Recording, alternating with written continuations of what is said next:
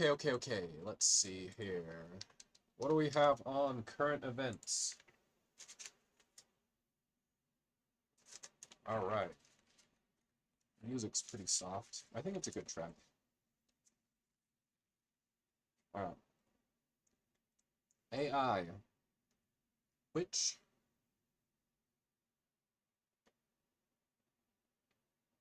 programming language is Psycho?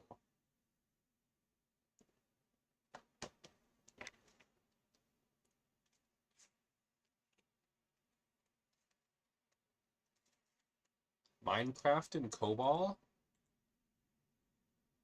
Okay. Oh, wait a minute. I saw this the other day, right? I did actually. Okay, fair enough.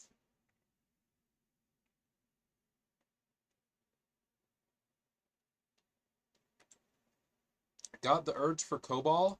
We've been there. Okay.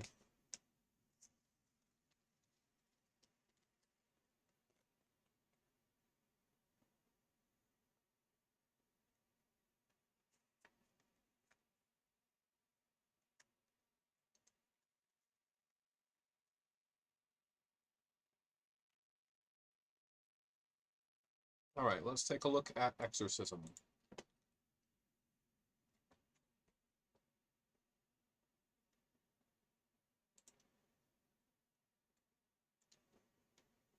Okay, so the one we're trying to do today is this one, Minesweeper, Faro, Smalltalk. So let's go over here.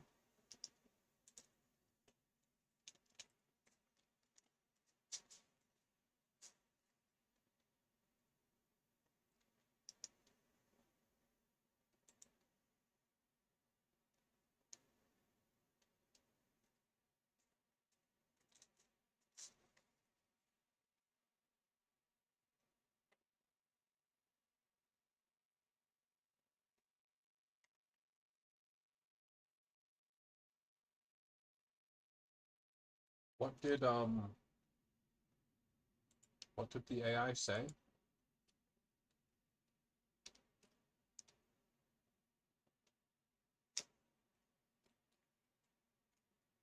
A language psycho or a psycho programmer? Oh no.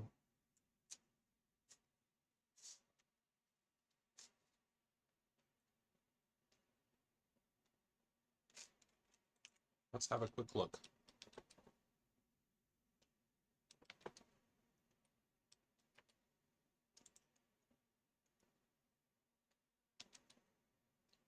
There are several ways you could interpret psycho in this context.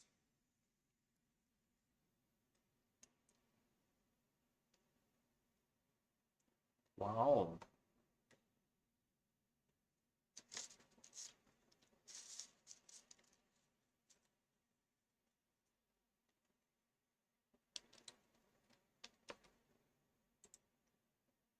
All right.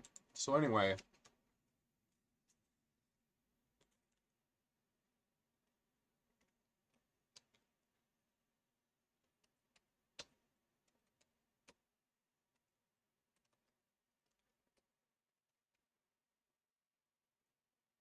so we have this Faro thing here, right?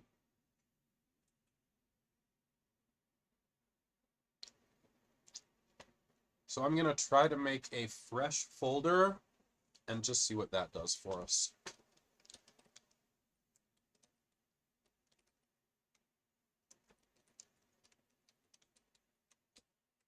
Okay, so let's just try this here again.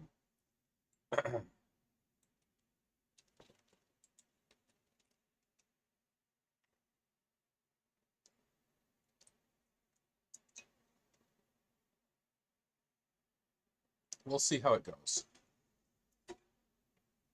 And I'll quit snacking or whatever. All right. How ridiculous do I look? Oh, my hair is really bad, huh? Oh, man. All right.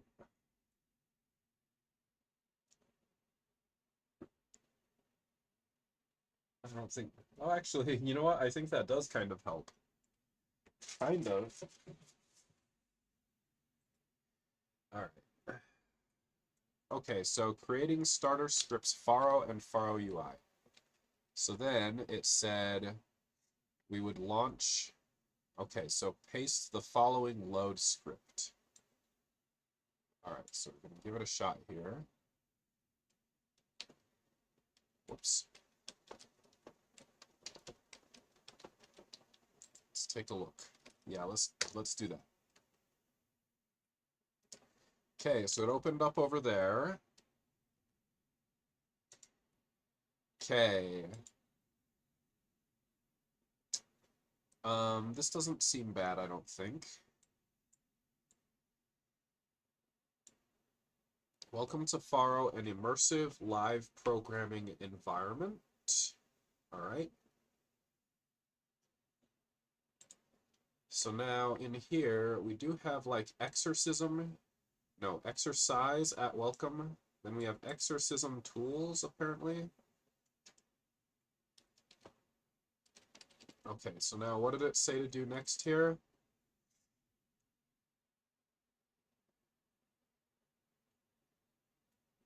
Oh, interesting. So you can start Faro with exorcism already loaded if you do that.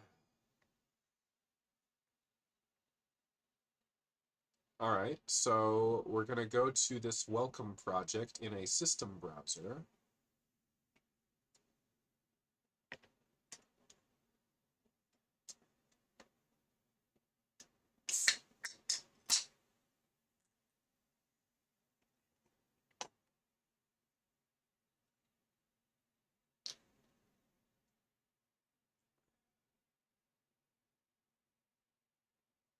Okay, so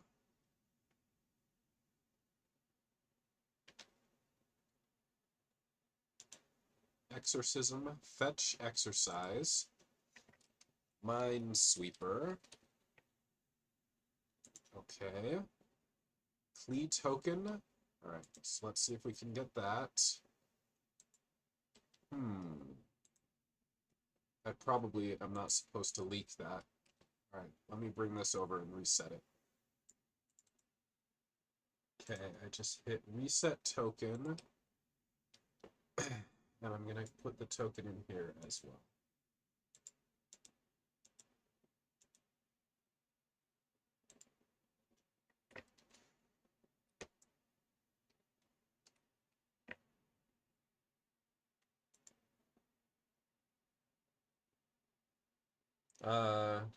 It didn't prompt me for it again, so whatever. But I did reset the token. All right, just so you know, I reset it. And you know what? I just reset it again. So whatever. All right, so Minesweeper. Here we go. So let's see if we can know how to do this. I think I am going to do something about my darn hair. It's not terrible at the moment, I guess.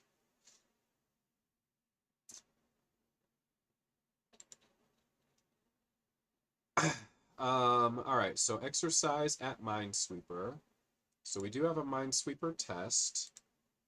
So that, of course, is nice. And we can try running something. All right, so I don't know if this is really the right way or a good way to do any of this. But basically, what I try to do is I try to create a class for Minesweeper, and I believe we can do that. Well, actually, I'm not totally sure. So I see a Minesweeper test.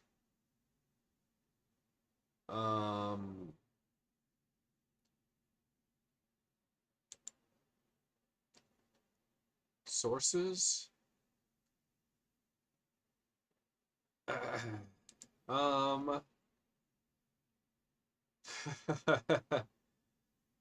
Shoot. Okay, let's just go through the tutorial again.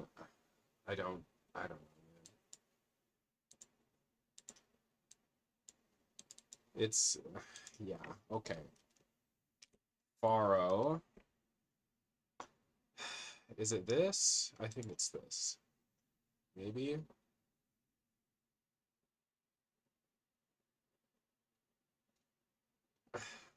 I'm gonna be honest, I think it is easy. I think I'm just failing to get.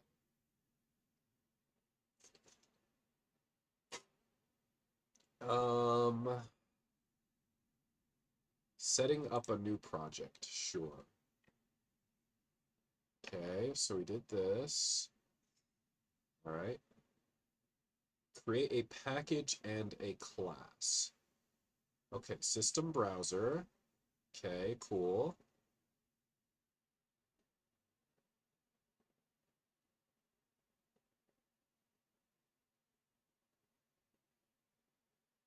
Okay, so choose the package and then look at the bottom part of the system browser. In it, there is a template for creating a class. Okay.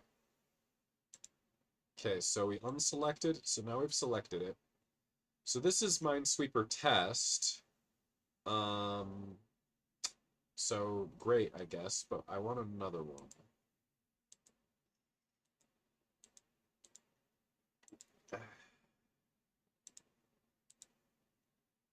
Hmm.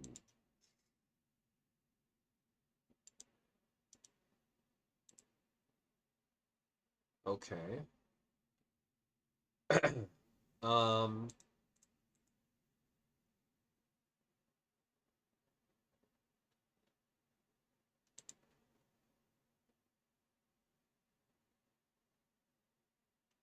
do we do, wait a minute. No, I don't think it's that. Maybe class side setup.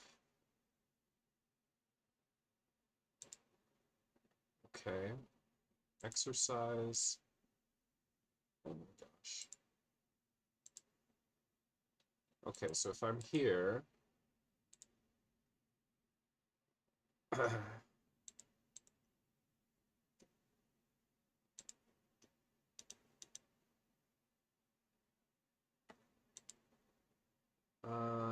new subclass.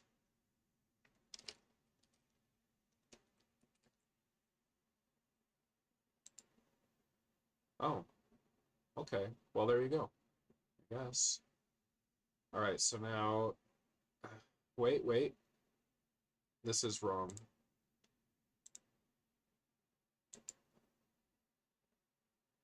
I think this is wrong. No, this should not be a subclass. Let's delete. Control X.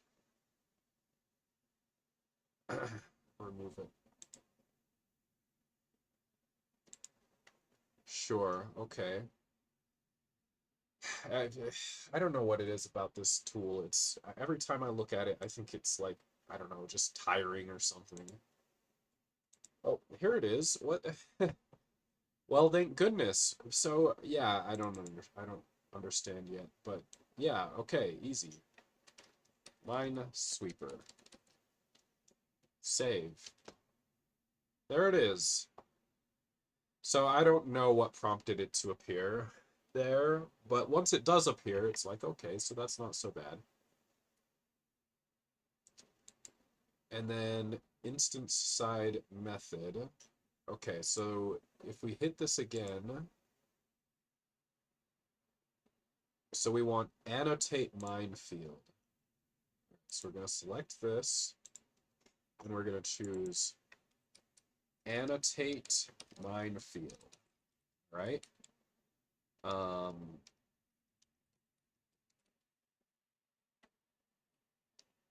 Takes a minefield with mines but no numbers and adds the numbers to produce a completed minefield. All right, so cool.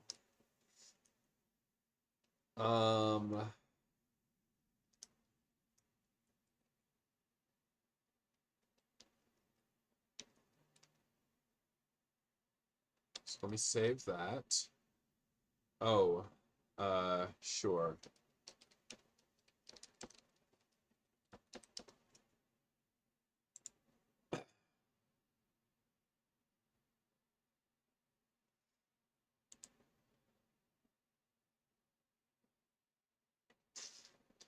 Okay, so now if we come in here and hit it again, now it says did not understand annotate minefield. Okay, so that didn't quite work yet. Instance of Minesweeper did not understand annotate minefield. Alright, so I have an annotate minefield here, but I think it's not quite right.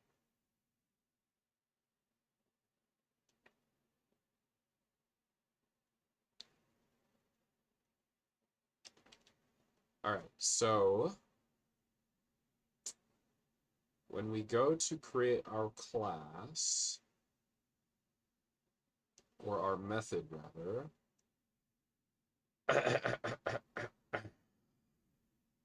something gets passed in.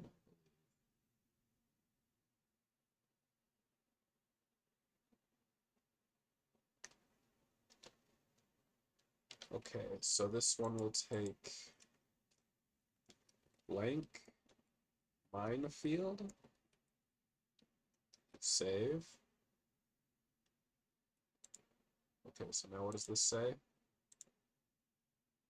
Got a minesweeper instead of hash blank. Okay, so result equals. Okay, so that's fine. So we can go ahead and go into here. Let's get rid of this one. I don't want to.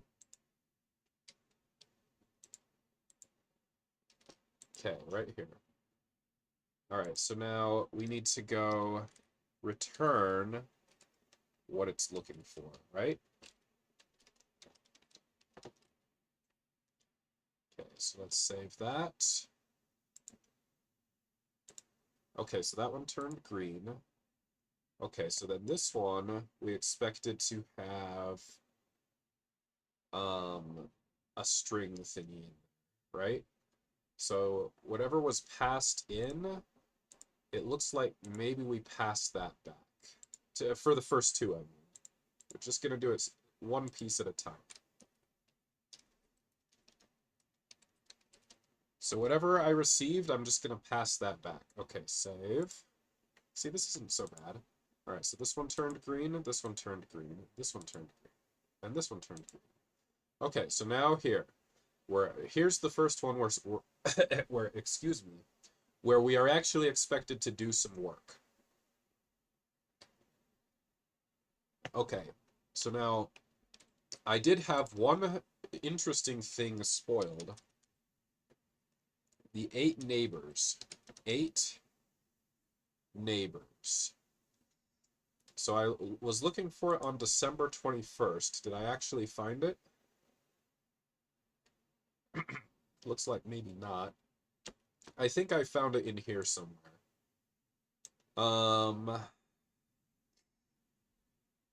Okay, so if we're looking at this thing, it's hash, paren, and then we have these 3 different strings, right? So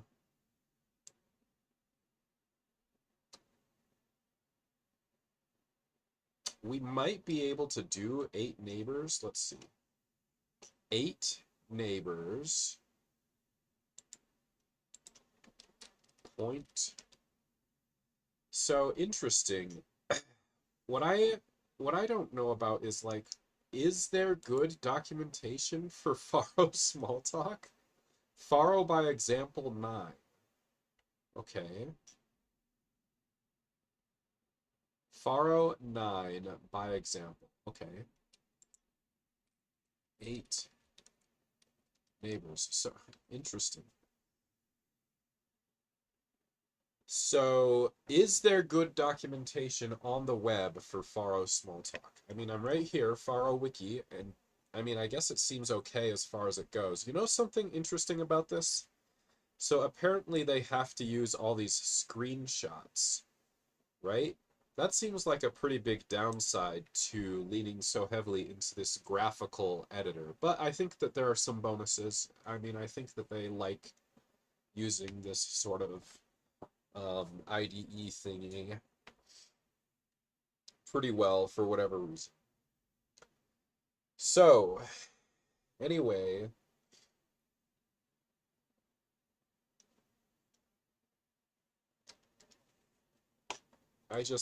I wonder, Smalltalk IDE reminds me, strangely enough, of QBasic. Yeah, QBasic used to have that IDE. It looked like the DOS editor, right?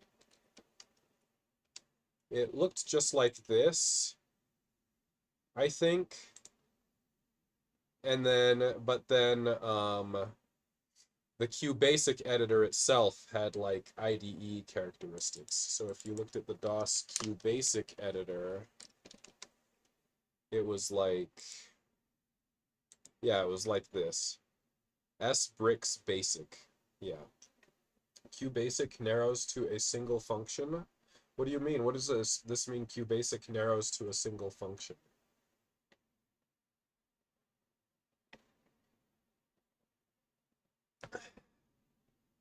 Is that like what we're doing on the on here, where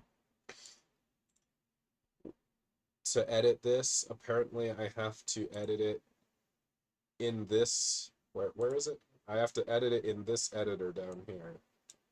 I don't know if there's a better way. You could hit a key and jump to a function and you get to edit it as if it's its own file. So you only see that one function even though all the functions are in one big file. Yeah, that's fair enough. Is that what they're doing here? I feel like surely some version had some syntax highlighting, but maybe not.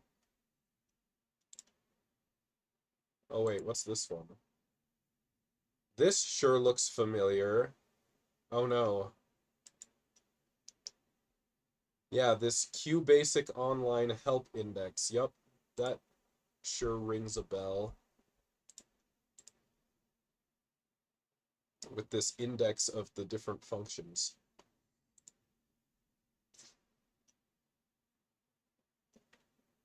Online help, yeah. So I think I don't like the whatever the Faro Smalltalk whatever the online documentation on the web is, it doesn't seem easy for me to find things. I think we want to use the documentation on here probably instead. So let's see, can I search this? Let's see, so help browser, tutorial, Zen.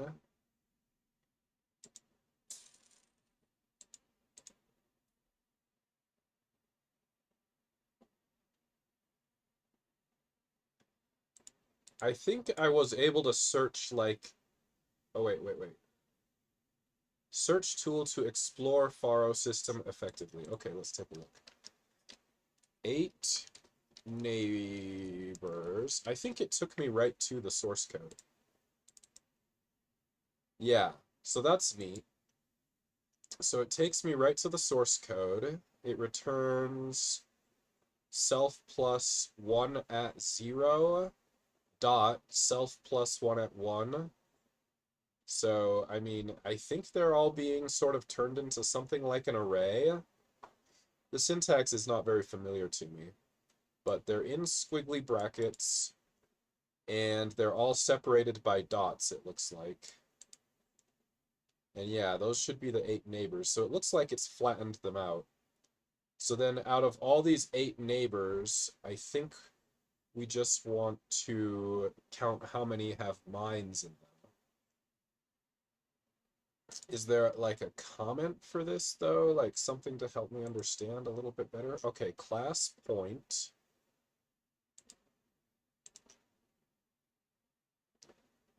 I think it's good. Like this search is good. The fact that it can bring up the source code for like anything in the library, I think that's cool. In the standard library, I mean.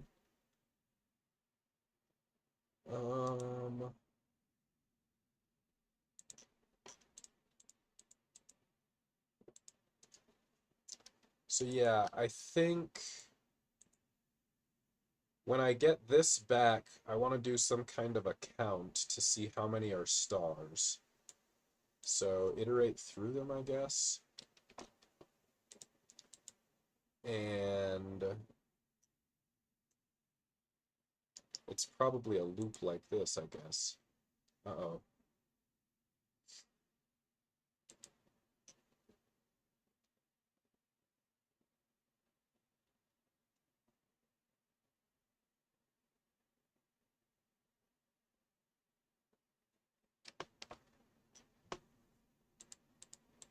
Okay, so let's try looking for a tutorial.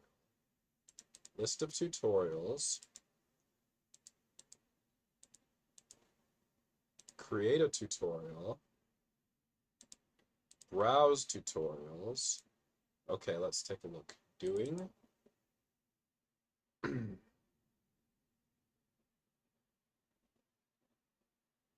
Loops. Okay, so, oh my gosh. Okay, 1 to 100 do. I guess that's okay. So I could go 1 to 8 do. And then let's see, it says :I, transcript show, I as string, CR. Okay, fair enough, fair enough. All right, so then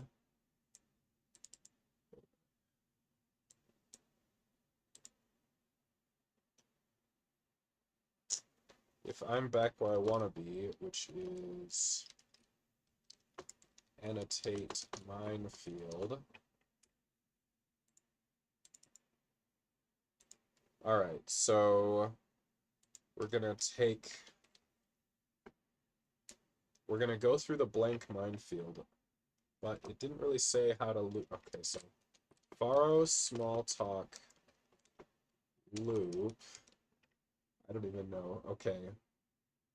Sure, help me.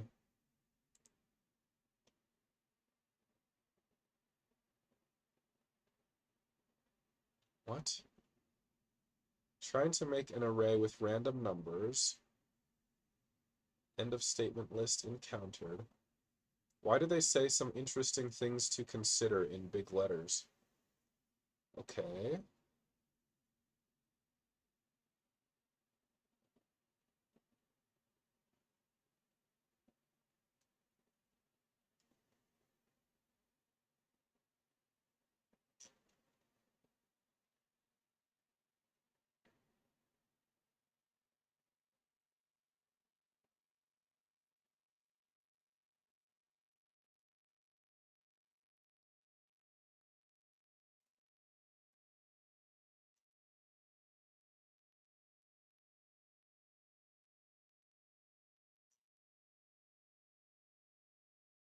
Dot is missing, causing a compilation error.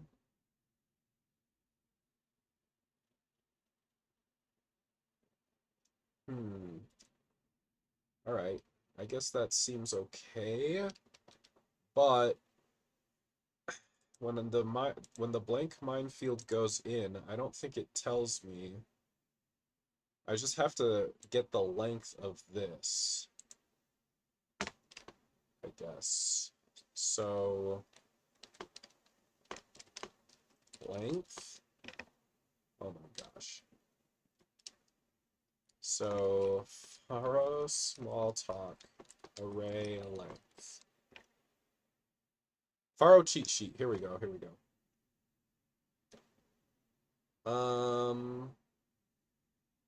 Okay. So they show the Java equivalent basically. So we want to go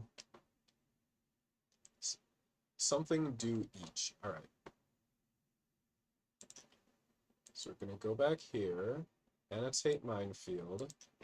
We're going to go blank minefield do, and then we're going to go each. I guess I'm going to call it row maybe, because we have rows in there. And then I have to decide what to actually do. Yay. So can I go through the row in the same way? String in here. String.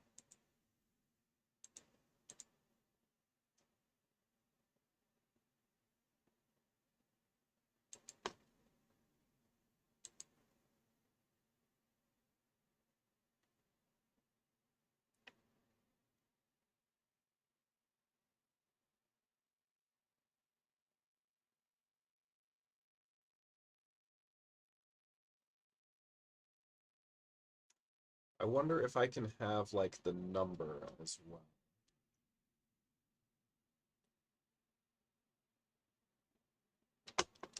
Let me see that 8 neighbors again. This is the one thing that I remembered best from the spoiler that I saw, was this 8 neighbors thing. But it hardly does anything, so I could just copy this code into mine, probably. So it's a point.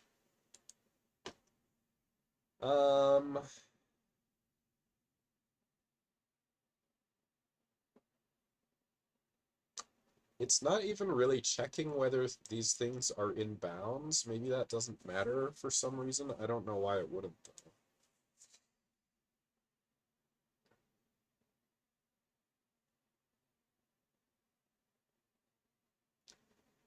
Maybe they checked whether things were in bounds separately.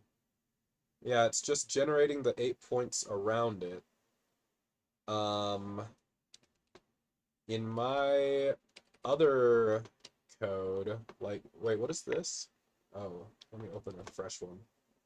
It doesn't have the array yet. You have to index.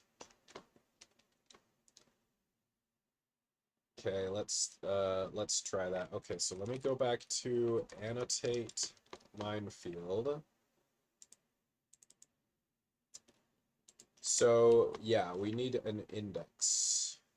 So if I have a row here, I need an index as well.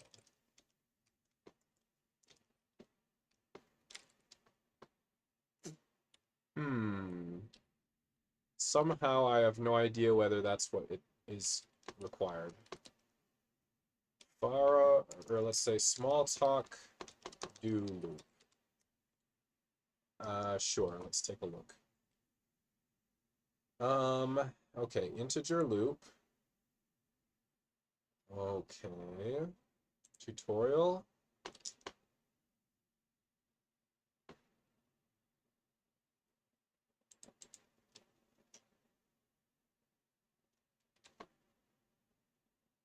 So I could do the integer loop that they keep talking about if I have the length first. Okay, so let me look. Length. Okay. I wonder if it's a, I don't think it's a G vector.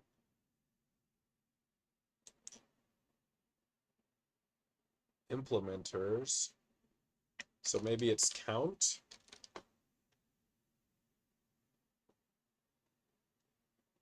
I think it's probably an array. Heap array, array type.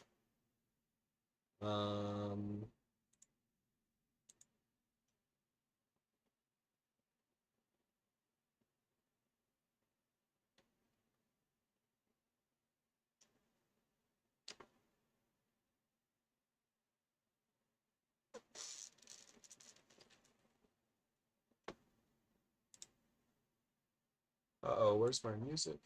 Oh, Guts theme Berserk again.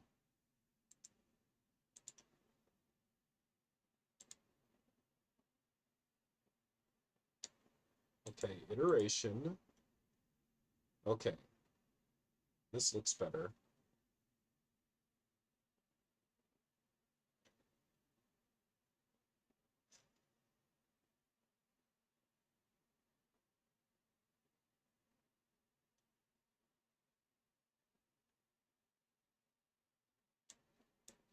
Okay, so they've put some things in square brackets. Wait a minute. Mine doesn't have anything in square brackets. I think that's fine, though. So then they put a category, and they said that there's a num.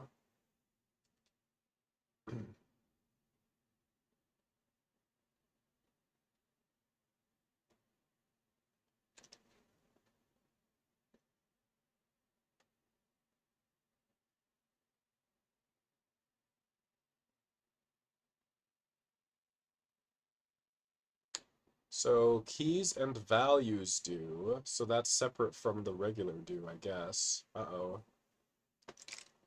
That's the end. No. Ah. So maybe I want keys and values do if the keys are the array indexes.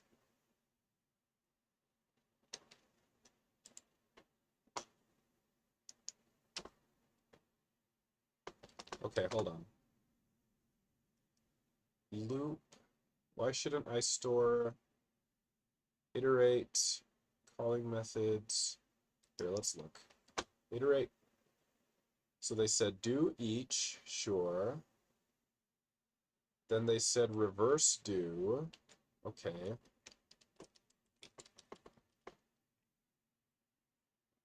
All right, so here is a reverse do for ordered collection. And then blow this up. Okay, ordered collection, reverse do here. All right, what else is here? Do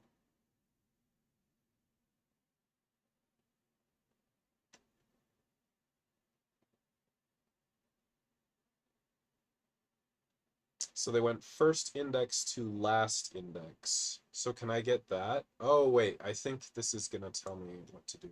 I don't think it's capacity.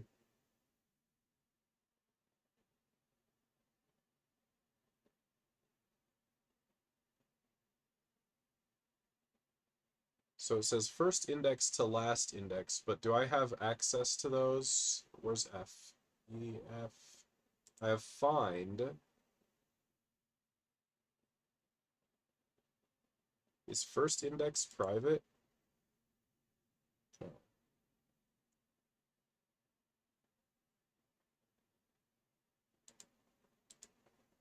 Instance side.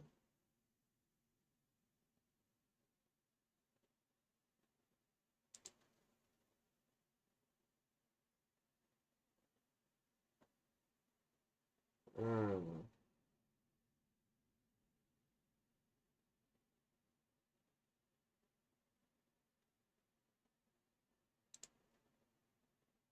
Collect and return with index collect. So is this like fold? It looks like it's like, no, I don't know what it is.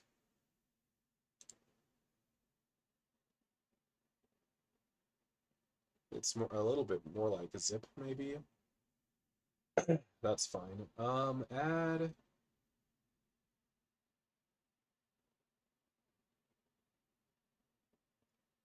Here's collect.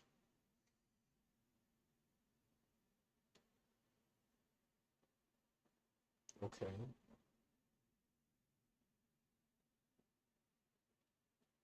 So here is do. Override the superclass for performance reasons. Okay.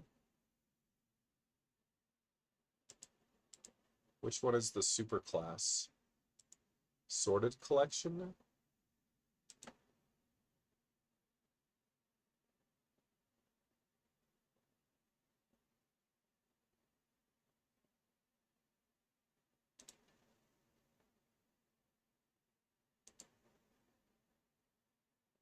Sequenceable collection?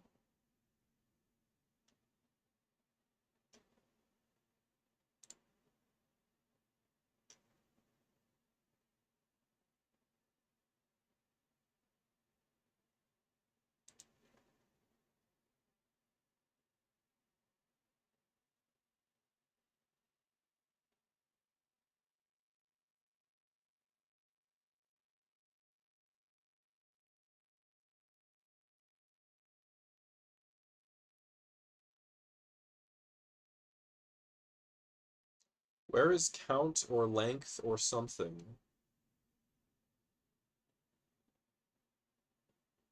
Size? Do I need to look at size? Sixth? Okay. Size. You know what? For some reason, because this is like italicized, my eye wanted to go to slide right over it. Okay, so size.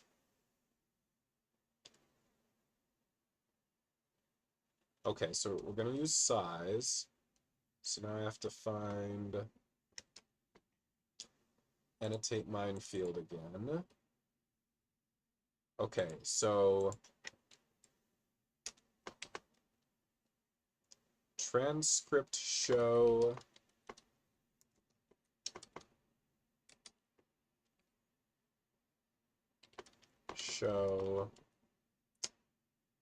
blank minefield size.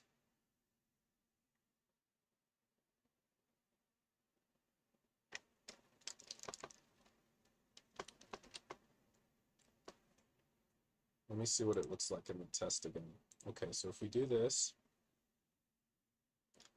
Minesweeper calculator, annotate minefield. Okay. So I think it should just be size. I want to say it's just size.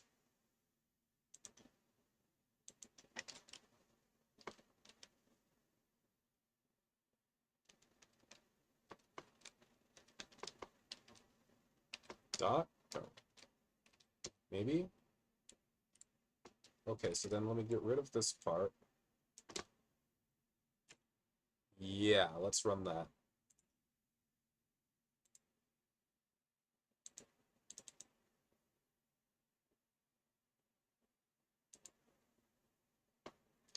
All right, so now where does the transcript show go?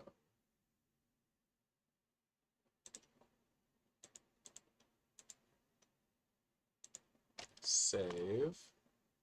Wait a minute. Commit on faro smalltalk branch main.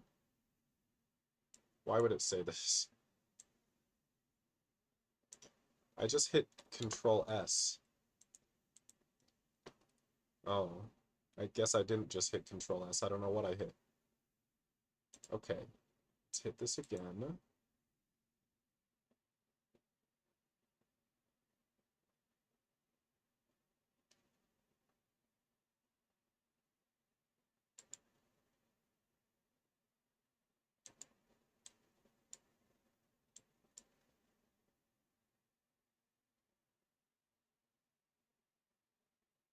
Okay, I don't know about that. There's a bunch of crap down here too.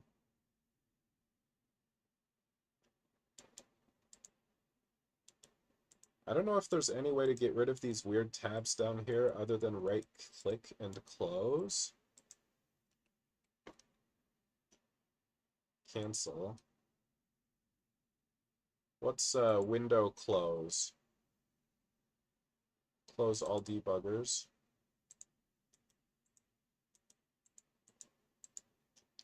Or I can close it up here, I guess.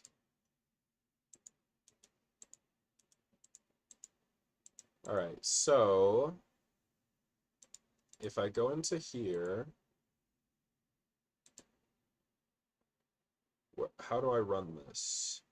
History.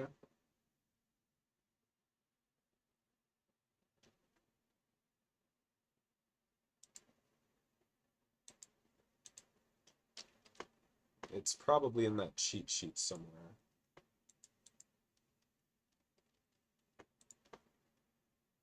Okay.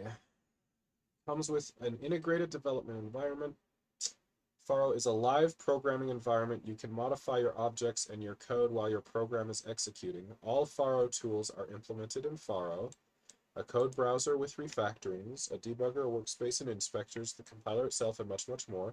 Code can be inspected and evaluated directly in the image using simple key combinations and menus. Open the contextual menu on any selected text to see available options.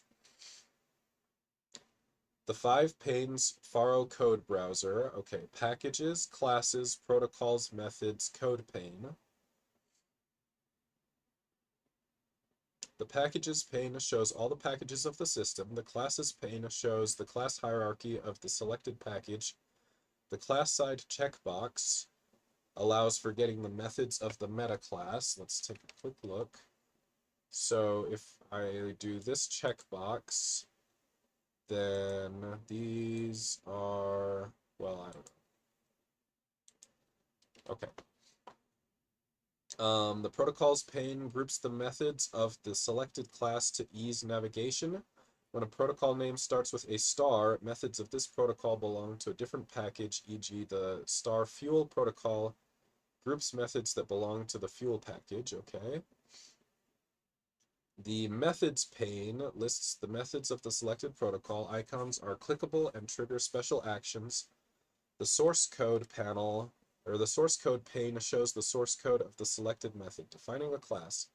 To add a class or edit a class, edit the proposed template. The following expression defines the class counter as a subclass of object. It defines two instance variables, count and initial value, inside the package myCounter. Okay, so package myCounter, let's see what mine looks like. So I have object subclass hash minesweeper, instance variable names, class variable names, package exercise at minesweeper. I don't think I'm gonna want any instance variables necessarily. So the method initialize is automatically invoked when a new instance is created by sending the message new to the class, i.e. counter new. All right, so counter initialize, super initialize, count equals 0. Okay, so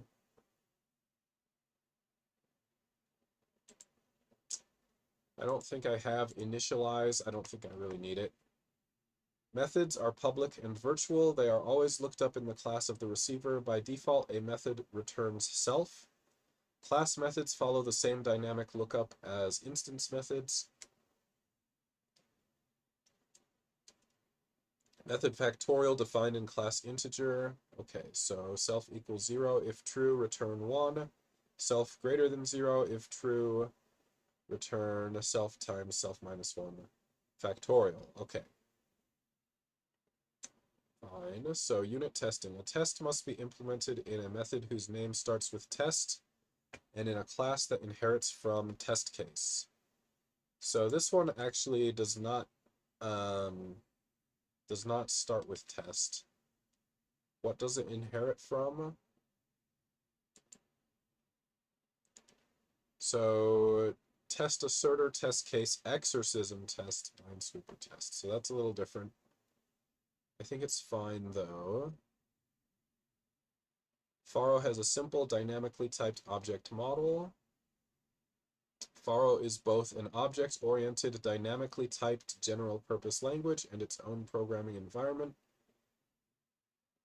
The language has a simple and expressive syntax which can be learned in a few minutes. Concepts in Faro are very consistent.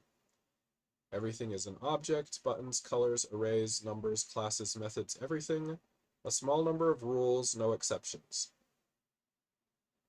So main websites: code hosting, smalltalkhub.com, questions here, blog, Faro Weekly, wordpress.com, contributors, topics, consortium, association, okay, Faro books, Faro by example, deep into Faro, enterprise Faro, a web perspective, numerical methods in Faro, tiny blog tutorial, dynamic web development in Seaside, and more books. Okay, so 6 reserved words only, nil, true, false, self, super, this context. Sure. Object constructors and reserved syntactic constructs. Okay, so comment is in double quotes. String is in, are these single quotes or are these backticks? I think single quotes, probably. Hash symbol, okay, so unique string. 2 ways to create characters, so $A, and what is this, character space. 12 decimal binary hexa. So they put 2R, 16R, so the radix, okay. Floating point numbers, literal array with the symbol hash ABC and the number 123, okay. Dynamic array built from 2 expressions, okay, cool. So if in the dynamic array they're separated by dots for some reason, and in the literal array they are separated just by spaces. So I guess that's because we don't have to evaluate expressions, probably. In the literal array, we only put literals, and here there are different expressions. Okay, so byte array, square brackets there. Okay, so declaration of two temporary variables. Cool. Assignment. Period is a statement separator. Semicolon is message cascade. I don't know what that is yet. Code block with a parameter. Yep, I've seen lots of these. Method annotation, sure. With any literal arguments. Caret is return answer a result from a method. All right, so message sending. When we send a message to an object to the receiver, the corresponding method is selected and executed, and the method answers an object. Message syntax mimics natural languages with a subject, a verb, and complements. Okay, so faro, a color, r, 0.2, g, 0.3, b, 0. Okay, so that's nice. So that works well because each of these methods just returns self, and so that they can be chained super easy, right? So that's neat. D at 1, put chocolate. So again, so when we did at 1, I guess it returned the D itself. But this one's interesting because, like,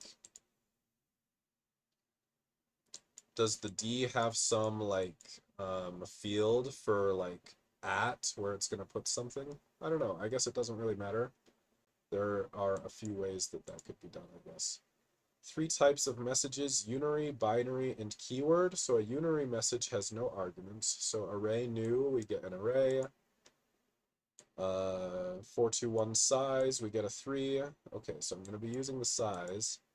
New is a unary message sent to classes. Classes are objects. A binary message takes only one argument and is named by one or more symbol characters from plus minus star equals less than greater than.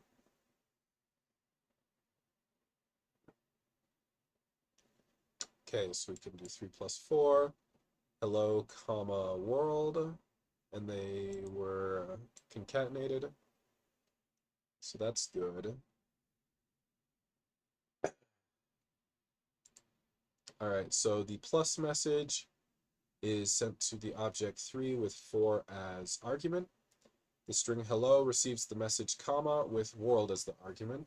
A keyword message can take one or more arguments that are inserted in the message name.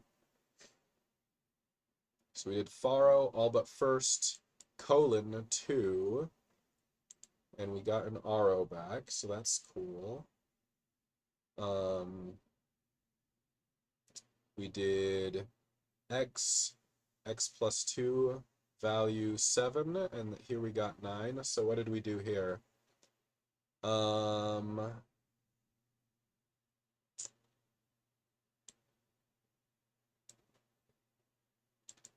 So is this a way to just do a little lambda? I don't know why it's value here. Maybe there'll be more about it. Here, let's look. Value. Association. Okay, so what is association?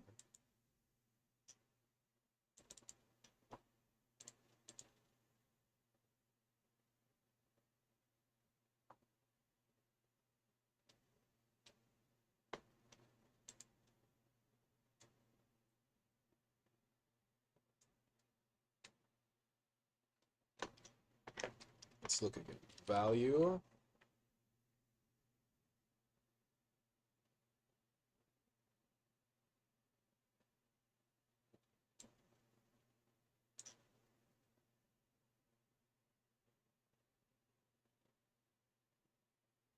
I think block closure is what I was looking at.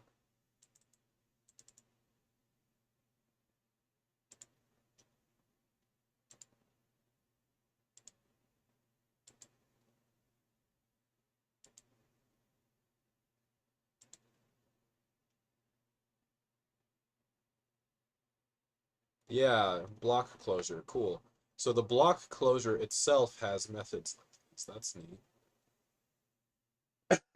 Quite a few of them.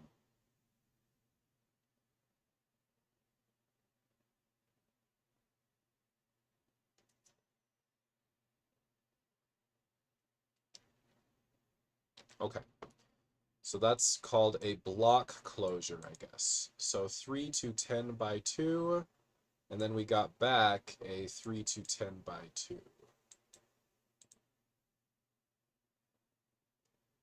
So the second line executes a block.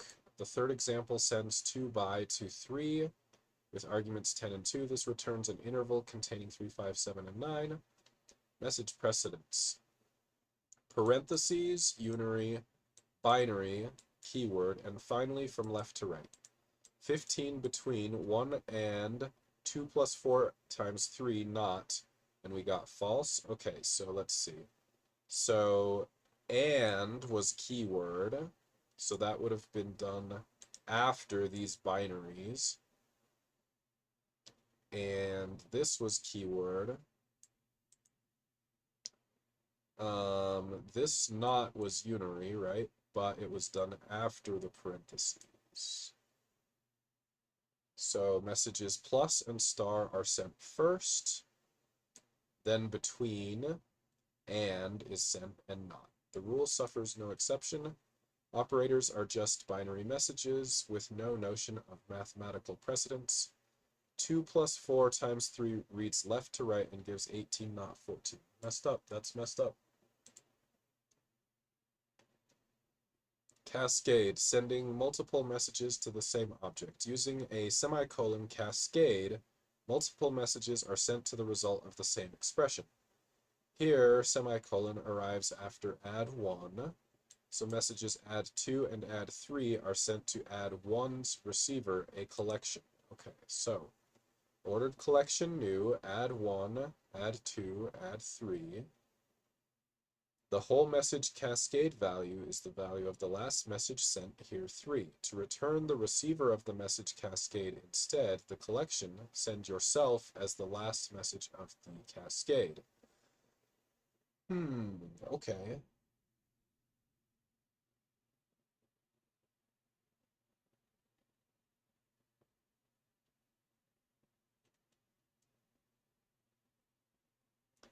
So blocks. Blocks are objects containing code that is executed on demand. They are the basis for control structures, conditionals, and loops.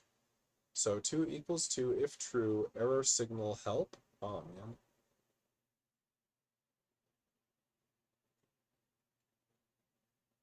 Send the message if true to the Boolean true computed from 2 equals 2 with a block as argument. Because the Boolean is true, the block is executed and an exception is signaled. Okay. All right, so hello world, dollar, bang. Okay, so we saw the dollar over here somewhere, so that's just a character. So we should have showed both these, I guess. Send the message due to an array. This executes the block once for each element, passing it via the E parameter. As a result, hello world is printed. Okay. So finally, common construct. So condition. So we would go if true, action, if false, another action. So the condition comes first.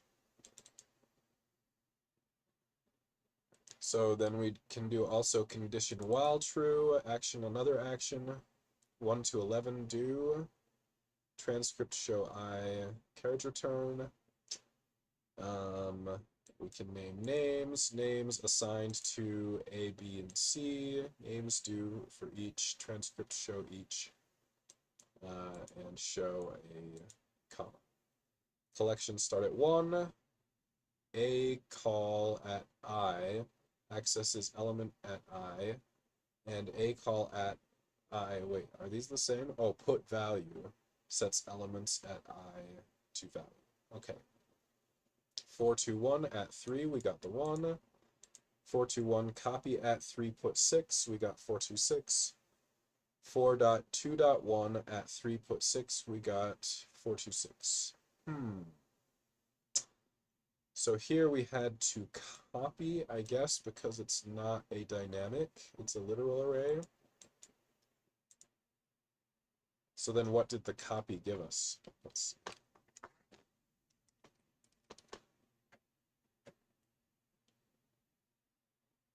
Was it an Athens Cairo matrix? I doubt it. Was it an atomic collection? That sounds more likely. Error, don't copy an atomic collection? Okay. Was it a... Uh-oh.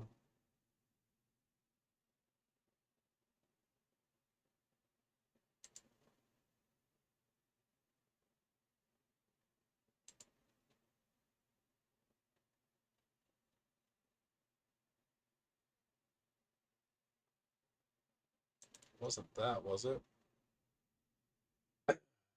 Okay, so I'm only looking at the A's and B's. Is Control M the next page? No. Where's the next page?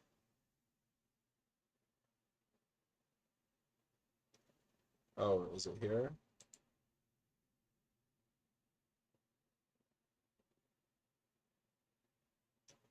Okay, cool.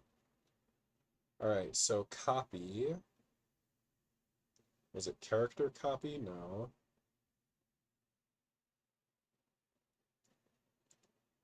I think it was literal array. Oh no. Oh, there's so much. Can we put just copy itself? Maybe? Oh shoot.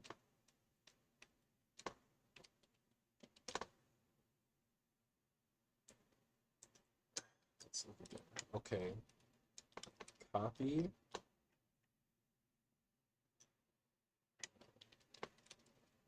Copy. Let's see, advanced search. Finder. Copy. Regex.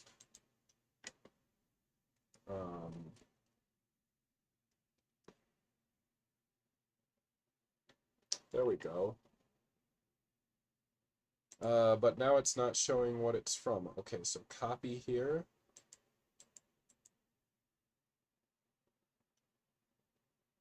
Oh, I think it was object copy. Answer another instance just like the receiver. Subclasses typically override post copy. They typically do not override shallow copy. Copy is a template method in the sense of design patterns, so do not override it. Override post copy instead. Pay attention that normally you should call post copy of your superclass too.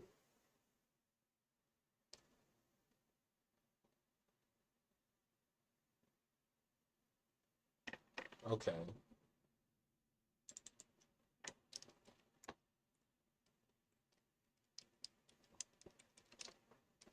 Post copy.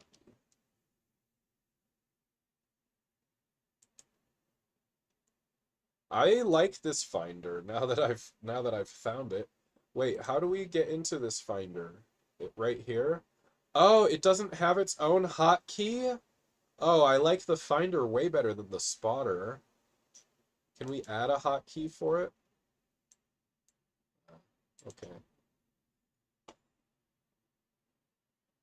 Well, anyway, so what was it that was getting copied there? I don't see literal array here. Was it like an ordered collection?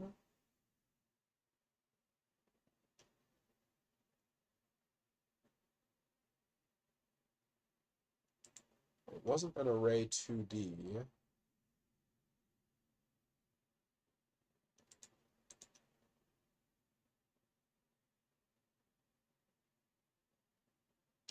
Anyway, that's probably beside the point. So I'm almost to the bottom here, and it still doesn't tell me how to run a program. Okay, so let me go back to Minesweeper, and let me hit this. Okay, so it turned green. Great. Where is my code? Okay, right here. Okay, so here it is. So source code, debugging, do it, Control D. Okay, here we go, Control D.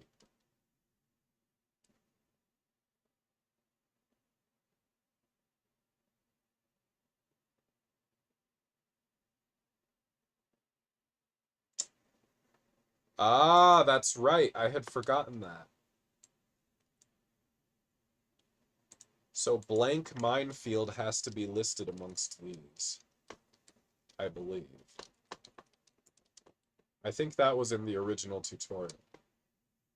Okay, so now if I do Control D, I think, wait a minute. Okay, save. No. What did I just do? Delete. How do I save? I thought Control S was save. Now it's name already defined. Okay, well, let me get rid of it then. Control S. Okay, so Control D. No.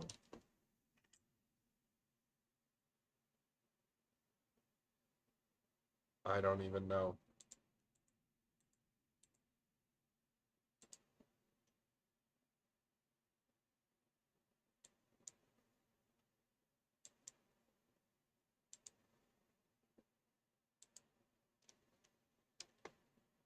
So this is, so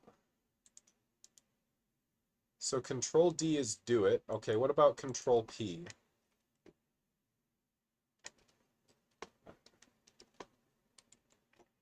Let's look again. Do it, print it, inspect it, basic inspect it, debug it. Okay, let's try that. Control Shift D. I still don't know. Accept is Control S.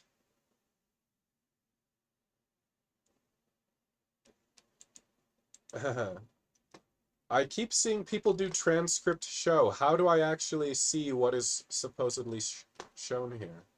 Control D. Oh, wait.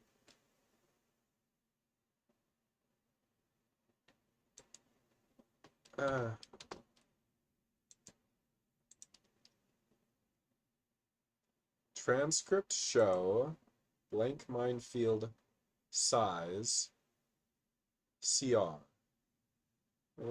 I don't know. It makes sense to me, I think.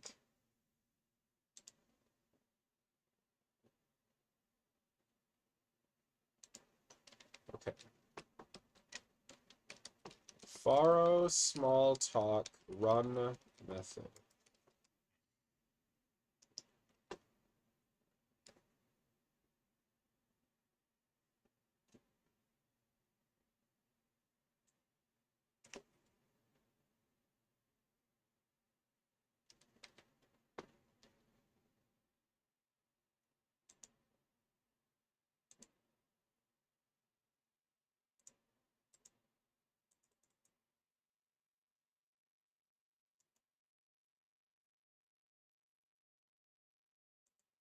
What about this one? If I hit this one, Control. Oh my gosh. Stop.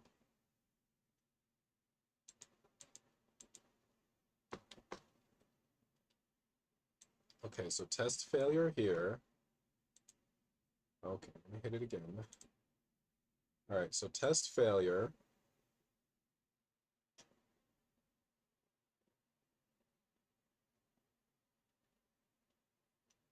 Where am I not looking? Return.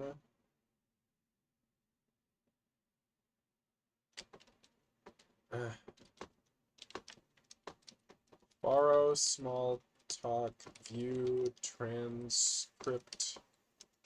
I don't know.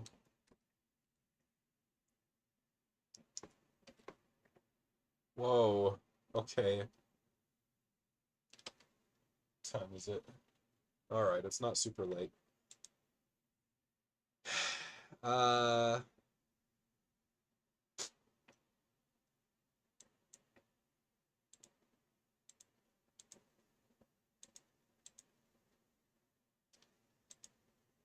Yeah, I don't know how to do the first thing in Faro small talk.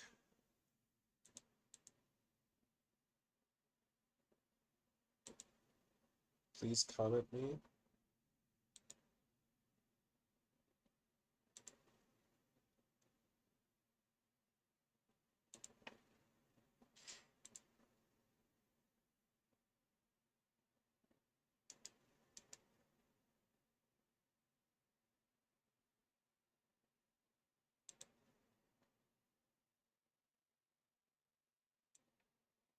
It says break. Okay. Into. Okay, this looks good. Through.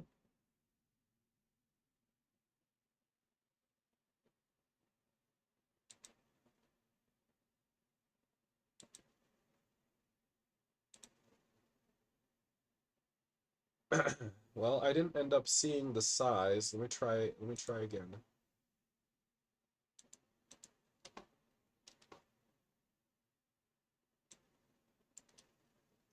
Okay, into.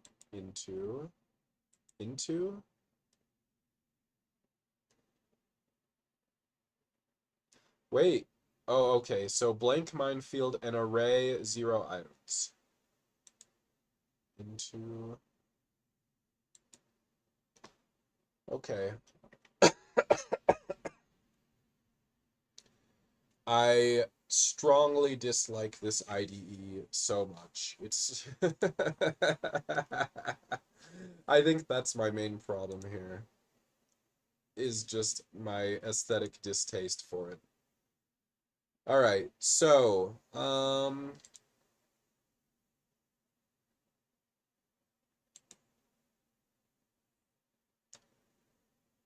yeah.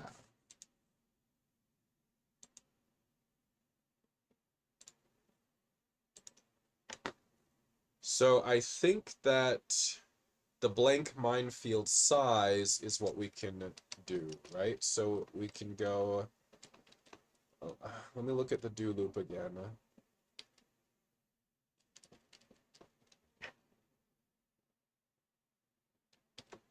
So I'm going to go 1, 2, blank minefield size,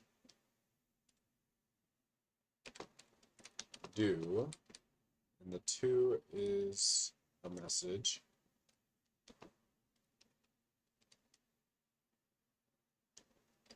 And then we have an I, love it. So this is a block closure. All right. Now, should I have a string size as well? So like I'm imagining, wait. So if we go blank minefield at I,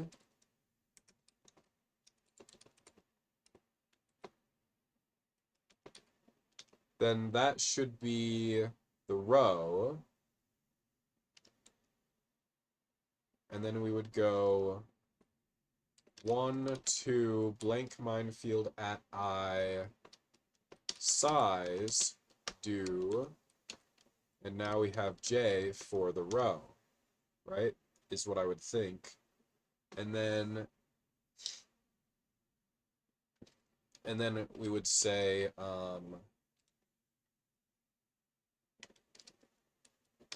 blank minefield at I at J equals, and then that's supposed to be a dollar star, if true,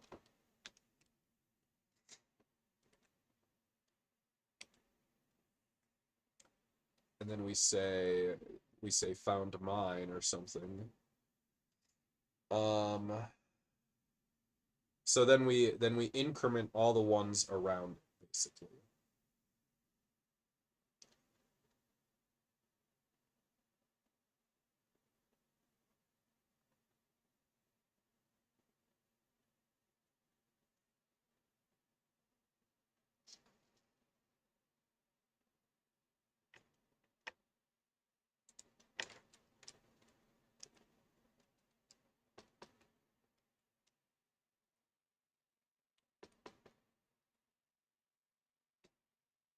does it say here? End of statement expected, so do I have to put a dot? Then what does this say? At do is not a recognized method. Okay. 1, 2. All right, so we'll put parentheses here.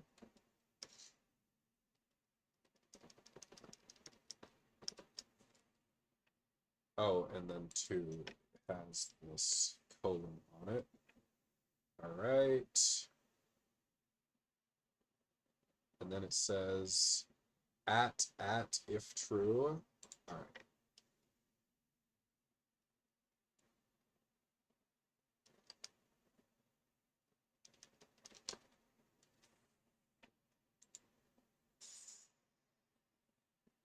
Okay, so then here we are going to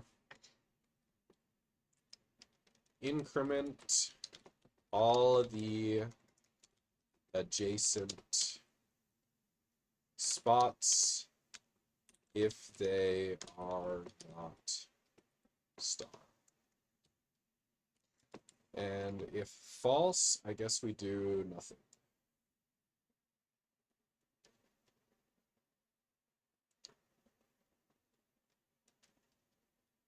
Okay, so this is where the action is going to happen.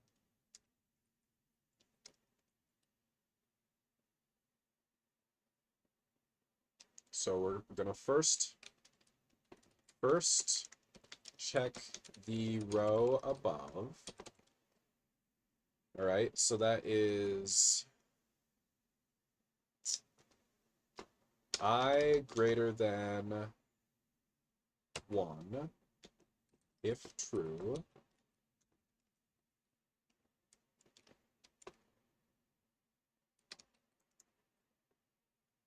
The spots above are in bounds. Okay, so then we're going to say j greater than 1 if true.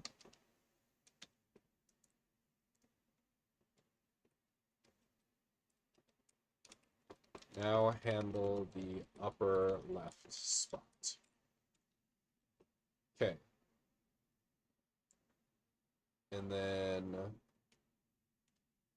I want to say, I think I'm going to have a dot here and here.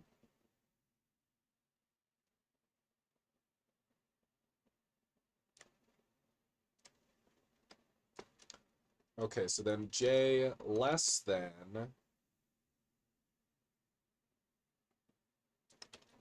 blank minefield at I size.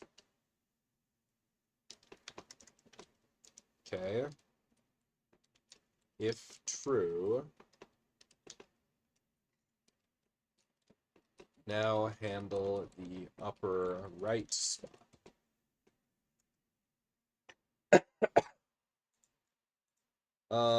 So since it's 1 indexed, this one should be less than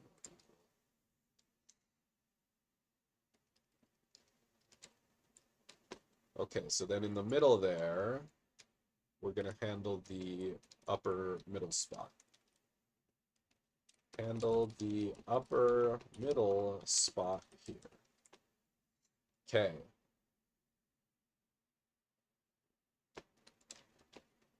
Next, check the same row. Okay, so we're gonna go again. J greater than 1 if true. Now handle the spot to the left.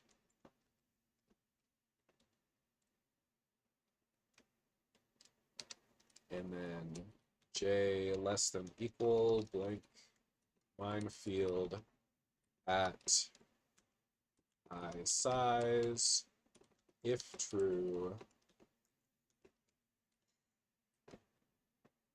Now handle the spot to the right. Okay, put a dot here. All right, so finally, check the row below. Okay, so we're going to say I less than equal to blank minefield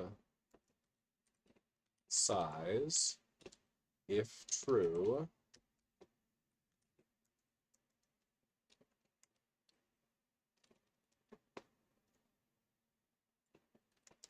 The spots below are in bounds.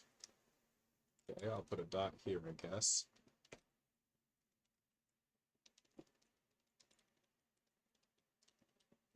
So now we're going to say j greater than 1 if true.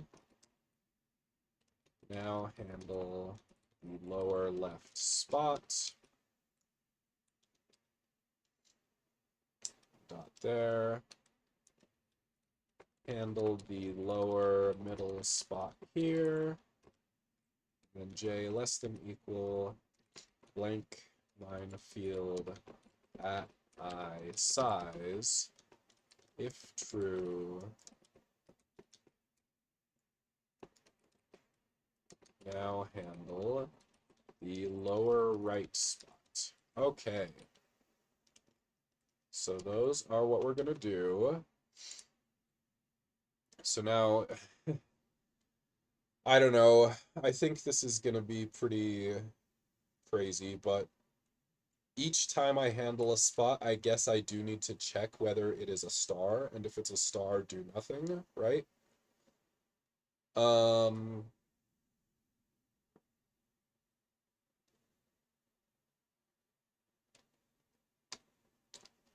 So I'm going to say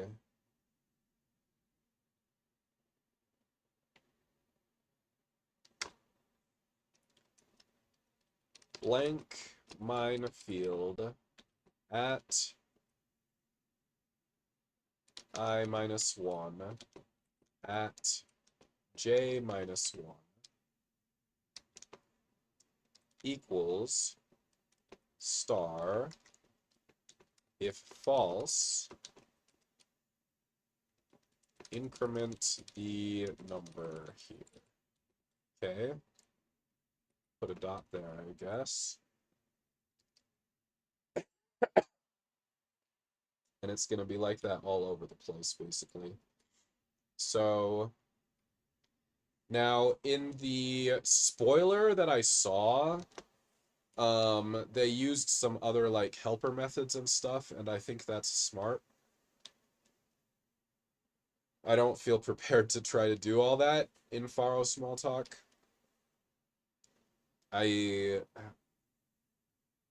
I'm not at all confident that any of this is going to work at all. So we'll see. So like in a string, it should just be sequence of characters. So I guess we can probably change a character. We can just go at someplace, put something, right? So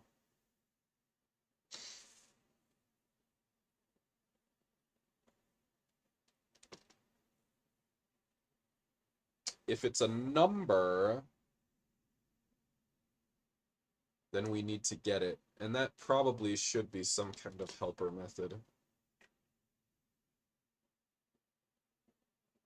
All right, let's see here.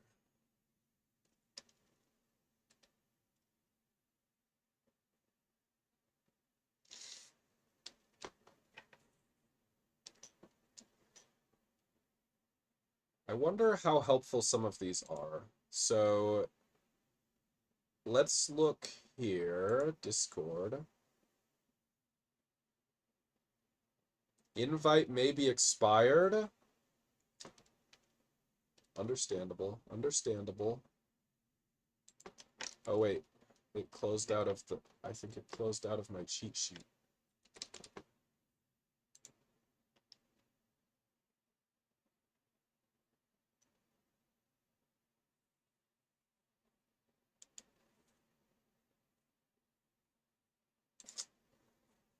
Let's see this blog. Okay, weekly news. All right, cool.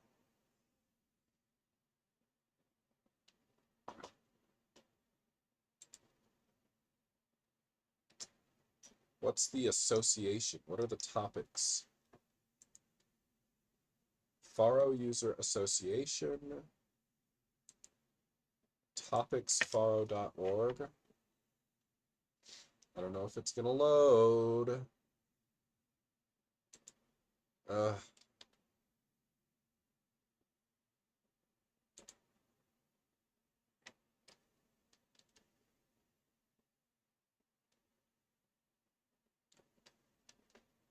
All right. This has gotten so repetitious. I do want some kind of helper method or something. So let's see.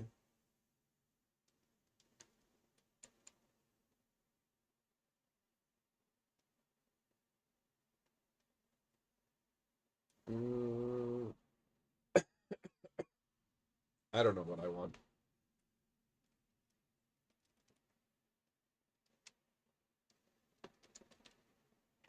Was there something? There was something in the cheat sheet about these numbers, right? So 12, decimal binary hexa. So what if I have a char with a digit in it, and I want it as the number that the digit represents? Or if it's a space, I want a 0.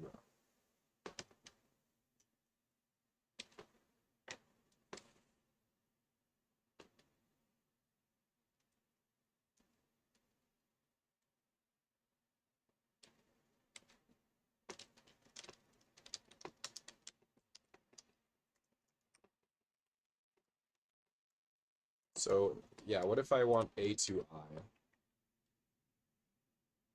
I?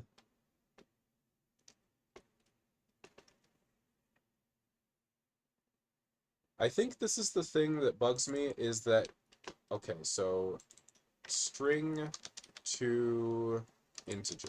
I think this is the thing that bugs me is it seems like there's little information online. There's this cheat sheet. The cheat sheet has some links that are mostly dead, maybe. And then we have Angel Fire links coming up. Like, what is even happening? Wow, nice. Chris Rathman, Chris Rath at AOL.com. And so here are some small talk notes. So great. And everybody keeps doing transcript show. What is the transcript window? Okay. Borrow small talk. Transcript window. So is there supposed to be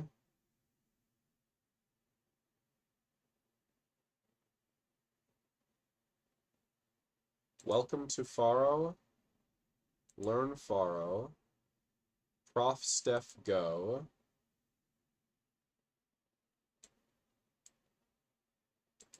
Okay, do it. Huh.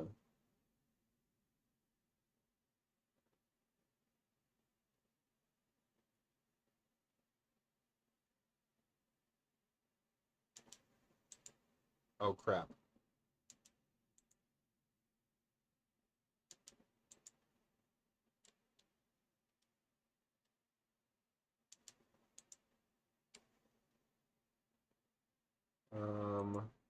Okay.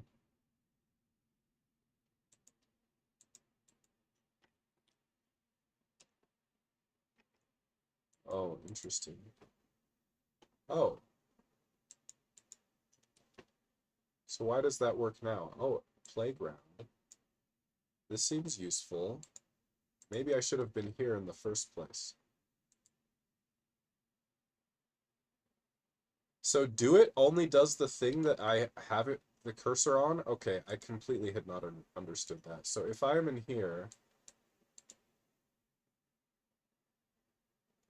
and I do this, I want to show. So if I do it, instances of undefined object are not indexable. Okay, yeah, sure, that's fine.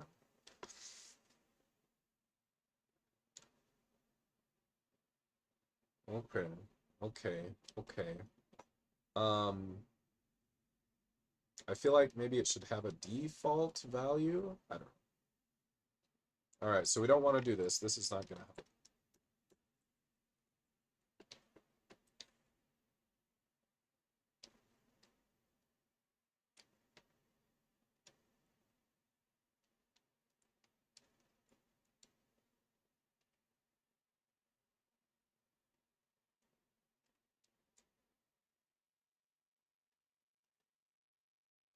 So increment the number here.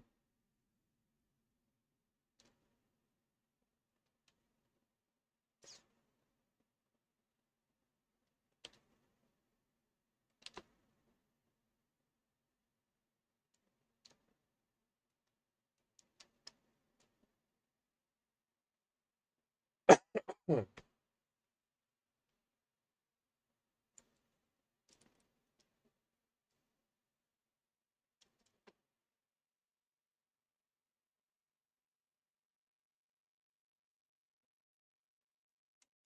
If I can know how to increment the number, I'll be just about done, right? I'll just have to fill it in everywhere, but...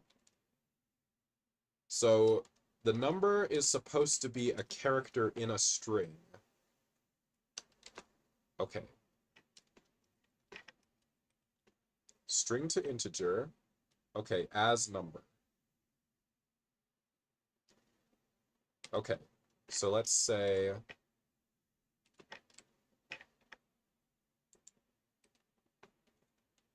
And then they said something about character space as well. Oh, this one's dead.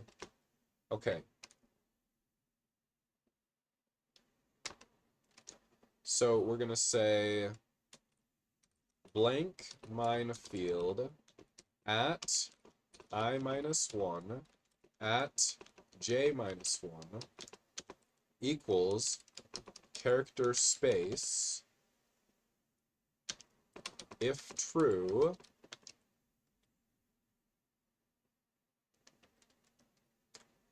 then we are going to say blank minefield at I minus 1 at j minus 1 put $1 dot. Okay, so then dot here.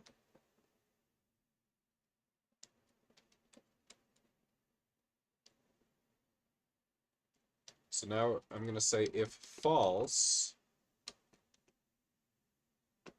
Wait, is it not going to work? Okay. So if false,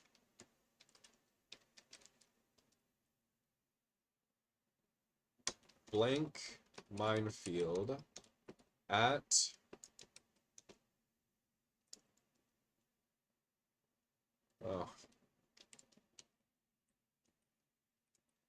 I minus 1 at j minus 1 as number. Okay, so then I think this does go like this. Plus 1.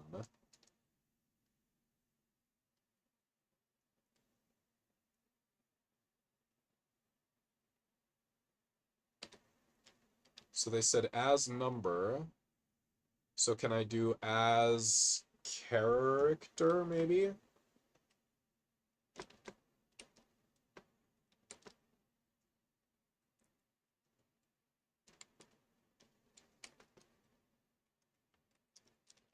As character, yep. And then this is going to be blank minefield at I minus 1 at j minus 1 put. Okay. So dot there. Okay, so now if I hit Control S, I think that's okay. Cool. I think I know everything that I need to know to finish coding this out. Cheap viewers on Streamboo, BGFPS. I was hoping you would say something else. Anything else but cheap viewers on Streamboo. Okay, so I think I know everything that I need to. Something about this really rubs me the wrong way, if I'm being honest. So I'm going to take a 5-minute break. Let me just close all these tabs. And I'll come back and finish it out and then see what happens after that. I don't know. I think a big part of the problem is I'm just super tired today because basically the reason for that is that I've basically worked all week while sick, and that's why I'm tired. But luckily, I have the day off tomorrow, so I'll be better. All right. I'll be back in 5 minutes.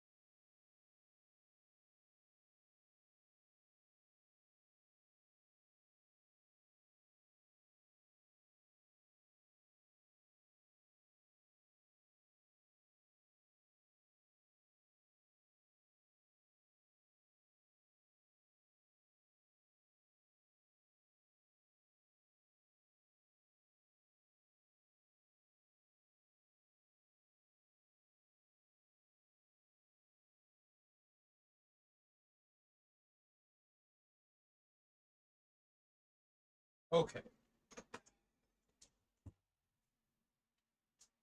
Let's knuckle down, fill this in, and see how far it gets us. Knuckle down, fill it in, see how far it gets us. Okay, let's go.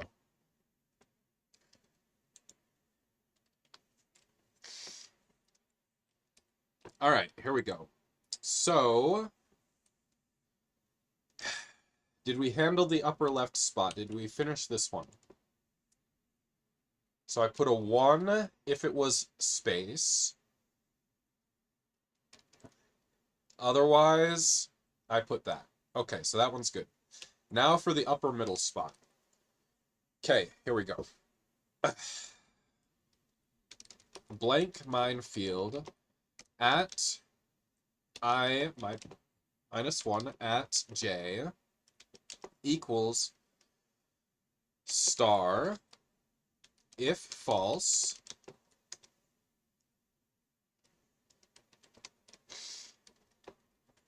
blank minefield at I minus 1 at j equals character space if true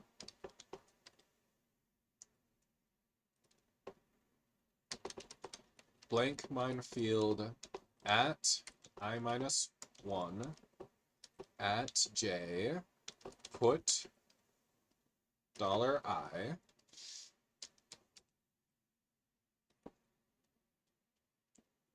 if false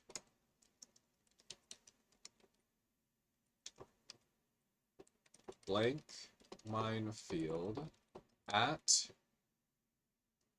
I minus 1 at j put blank minefield at I minus 1 at j as number plus 1 as character. Okay.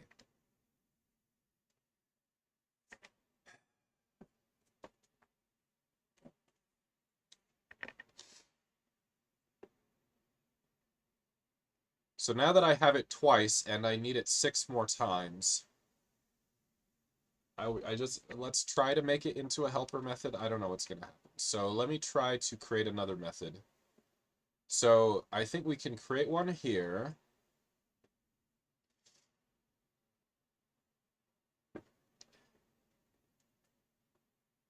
So this is going to be called handle spot.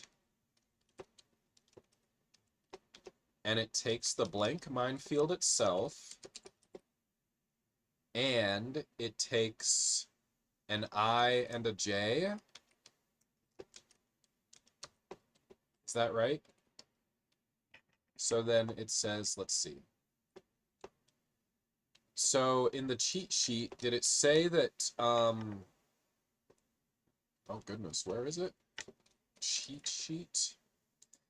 In the cheat sheet, did it say that we could have more than one argument? I think it did, right? If it's a keyword.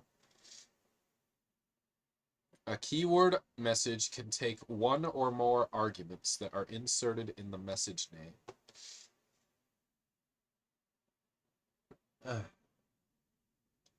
Okay, so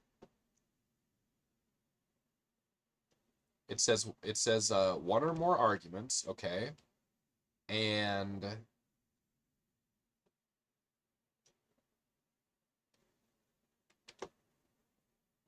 okay, so I've got handle spot. So do I need a comma? No. What do I need? Do I need a dot?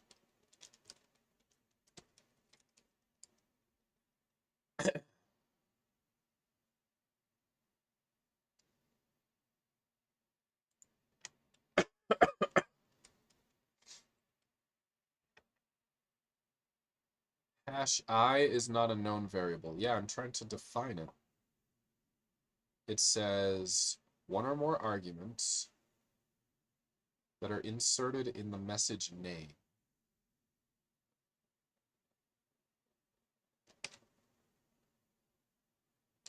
Okay, can I save this one?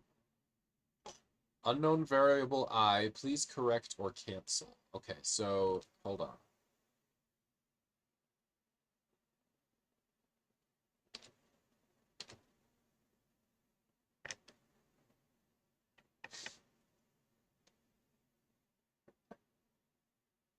It says one or more arguments, but I'm not sure if that's right.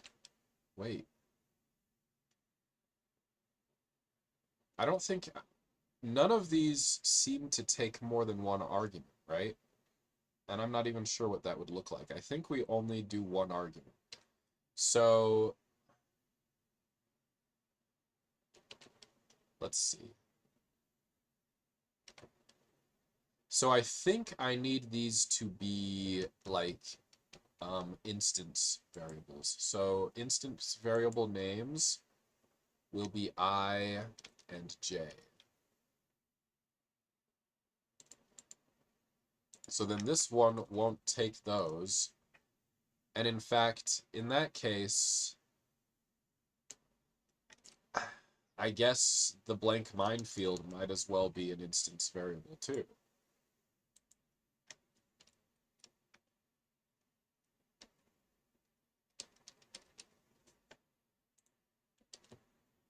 Can we do that?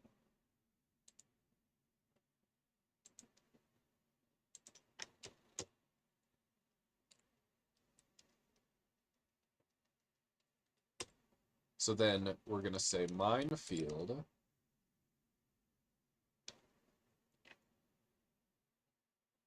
Okay, so now for this to make sense, we want to copy... Wait, what is this? Outer variable shadowed by temporary variable or argument. Yeah, that makes sense. So I'm just going to change their names here to Y and X.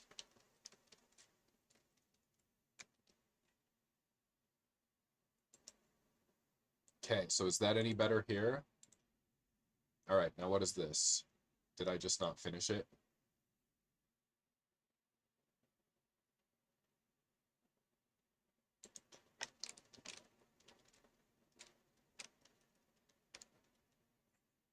Okay, so I can save that one.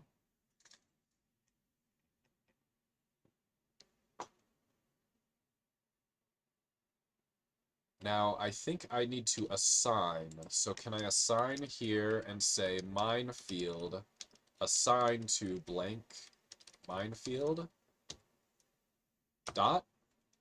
Ah, okay. So now every time I have blank minefield, let's replace. Where's find and replace? Control F.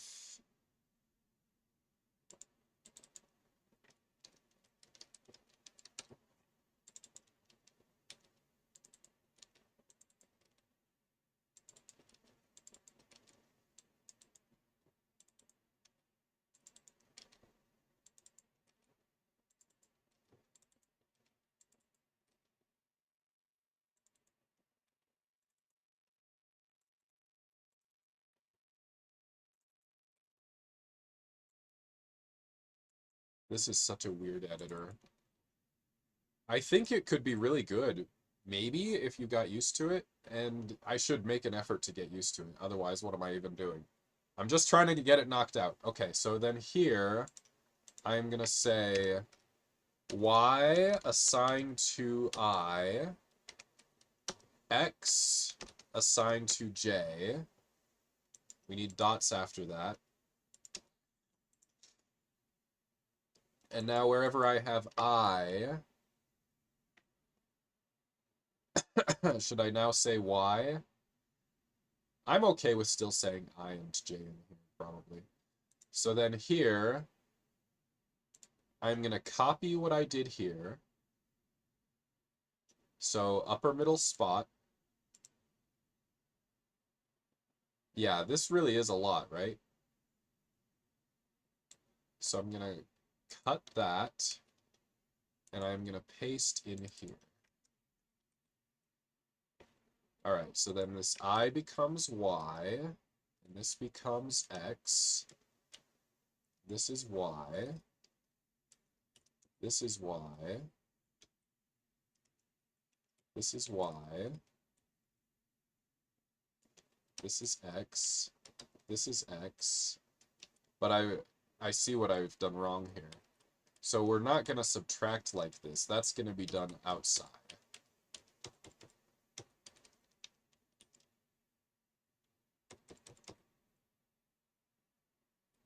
This is going to be y. This is going to be x. Okay? No subtraction. We're not going to do that.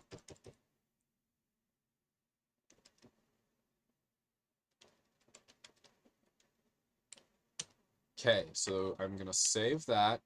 All right, so now, this is not right. We're not going to do that.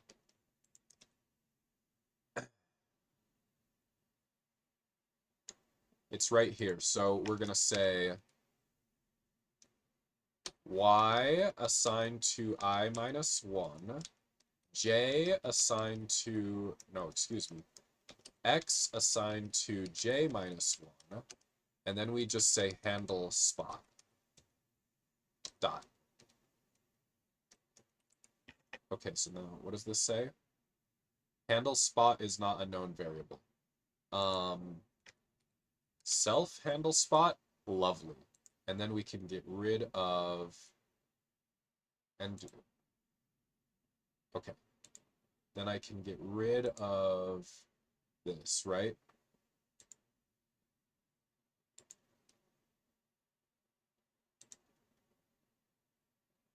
Looks like it. Yeah.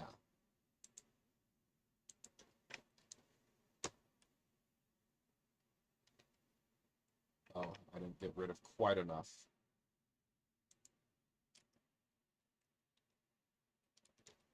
Right here. Ah, okay, so that should be much better. We'll see. Okay, so now I'm going to fill in the rest. Oh, that is so much better. I don't know to what extent any of it's going to work. All right, so then here, I'm just going to copy this. And so then this time it's just j, right? And then here, paste, and this time it's plus 1. Okay, and then here, we are going to go paste, and this time it is just I. Okay, and then here, whoops, here I am going to paste, and now this is just I, and this is plus 1. All right, and then lower left spot, paste. Okay, so now this is plus, and that's minus still. Okay, then lower middle, so this is plus, and this is not anything. And then finally, oh, isn't that so much better? I love to see some copy paste. Oh, that went in the wrong place. And then this is plus, and this is plus. Okay, save. All right, now let's see what happens when we run it. That one's okay. Okay, instances of 1 are not indexable. Okay, so what is 1 here? So self was 1. Error not indexable.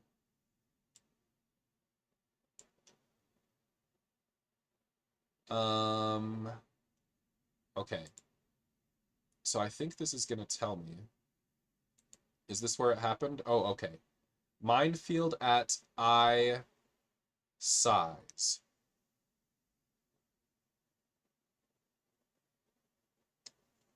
Okay. So now let's close that. Whoops. Oh, okay. This is much easier. I don't know why I didn't see that before. Close all, Windows to right. Okay, cool. So now, in here, I think we have to do this. Maybe? Okay, so now where else do I have size?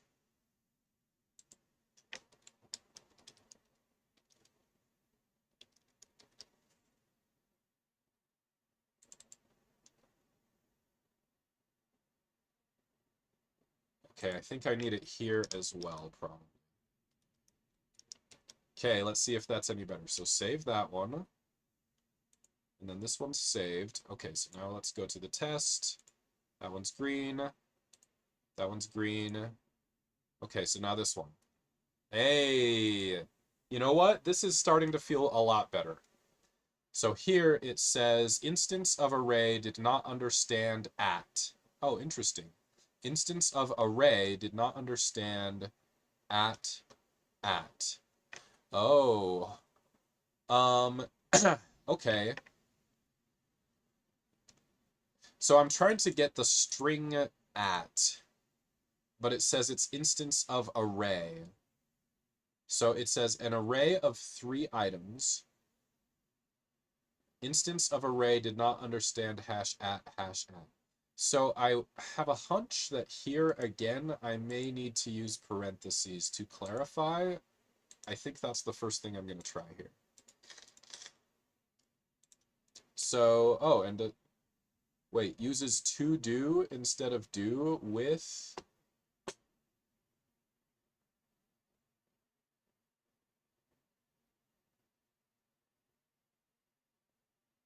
What? I think that might be a good hint. 1 to minefield size do.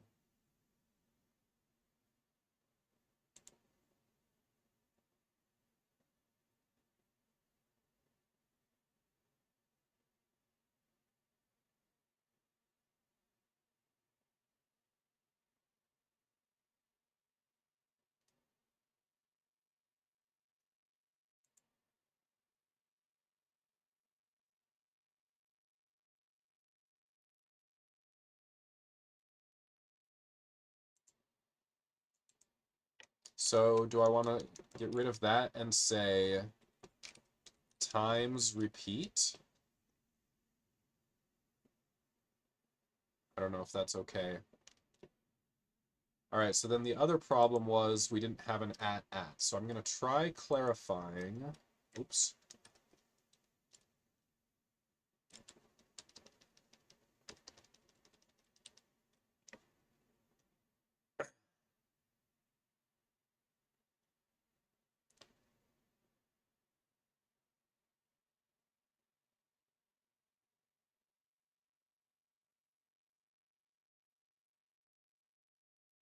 Oh, you know what? Uh, I still don't love this editor, but I think that I could start to love it if I got more accustomed to it.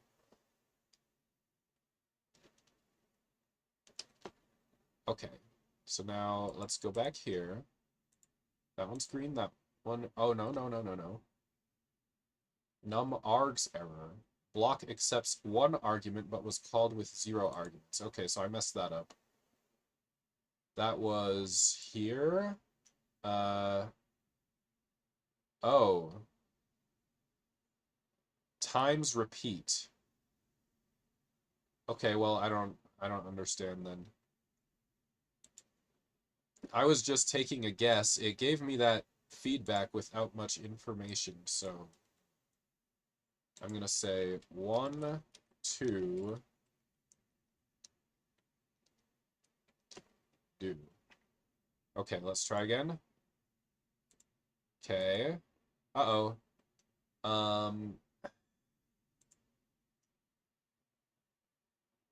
Oh, I didn't save. Whoops. Okay.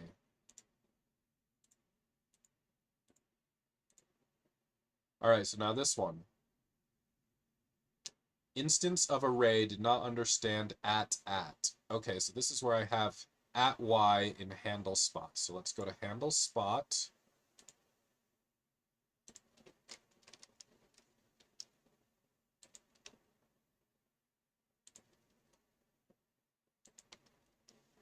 Whoops.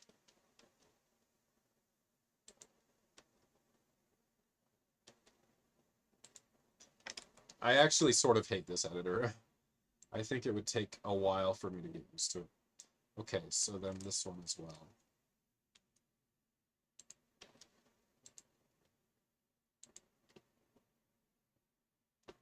And here as well, I believe.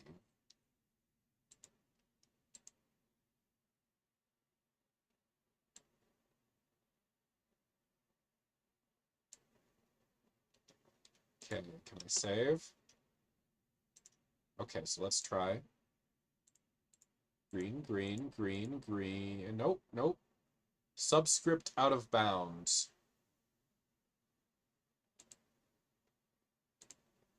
So right here, minefield at Y, and then we tried to say at X,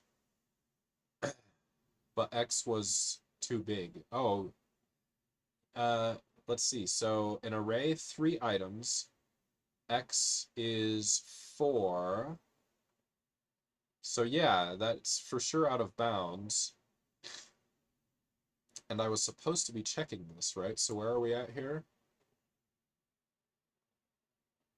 J less than equal. Okay, so this is less than. What am I doing? Okay, so let's close this.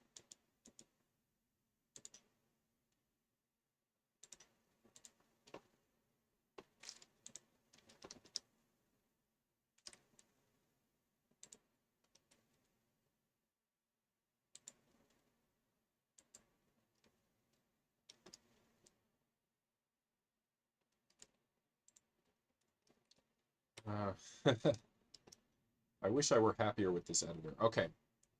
So, something about the way the editor is designed almost is like it's trying to encourage you to do small methods, and maybe that's for the best. Maybe that would be for the best. Do I even need this? There's nothing in it.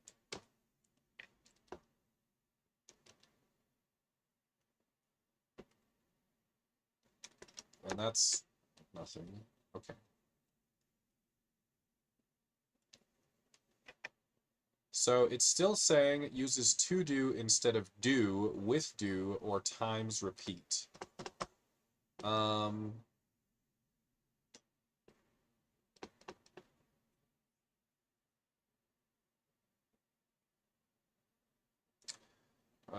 come back to that maybe. Okay, so that one's green. Okay, so here we go. Read only. Okay, let's see. So we weren't able to put a character there. So I'm gonna try Googling again. Faro small talk, mutable string.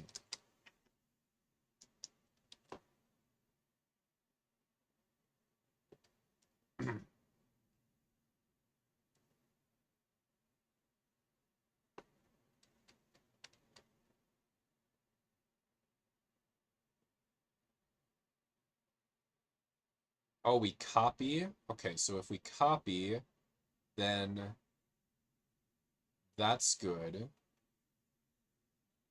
So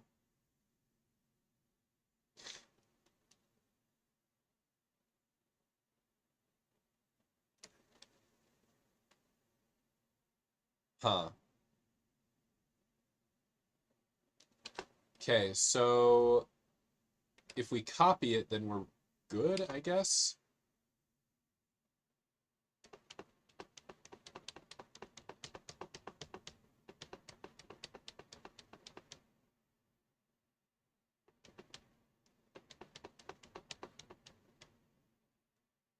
So I think, what if we make a copy right at the start? So right here, minefield, should this be a copy? And does that make a difference? Long methods.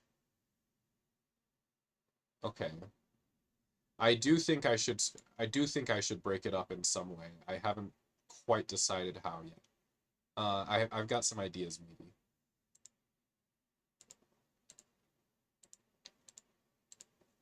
Okay, so this is the same thing, right? Read only. um,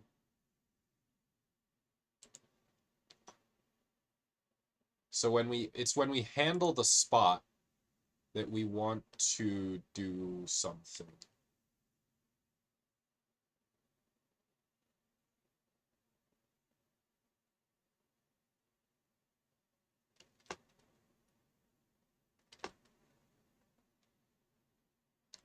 So I'm gonna say mine field at y put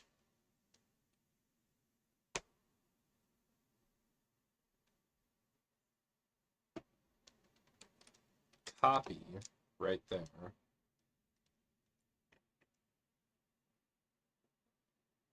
And then we're gonna parenthesize this. And then here it's gonna be similar. I'm gonna say mine field at y put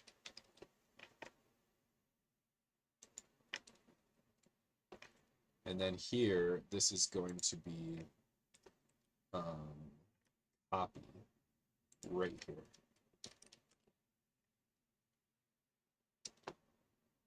Unclassified. Okay, I'm gonna try to handle these warnings. I think it's gonna be good.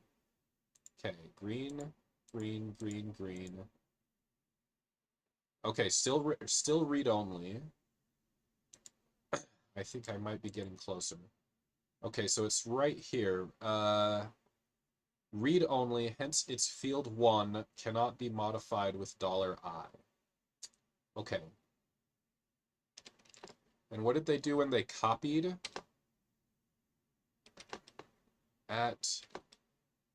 Okay, so I think I copied in the wrong place.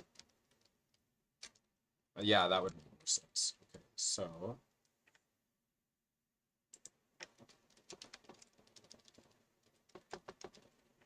save.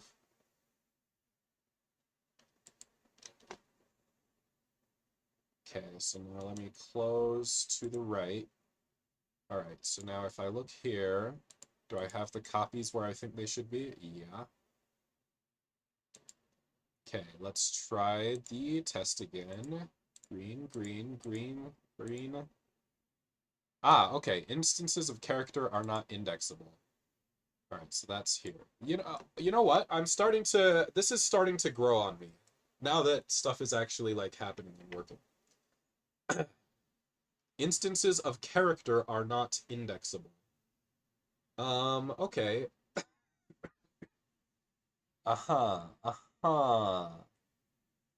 So mine field here, this is actually really starting to grow on me. The editor, I'm still not super happy with at all, but the IDE is really starting to grow on me. I think it seems really nice. All right, so mine field, an array, 3 items. So y is 1. And interestingly enough, it looks like the first item in mine field is the character I. So that's not correct, obviously.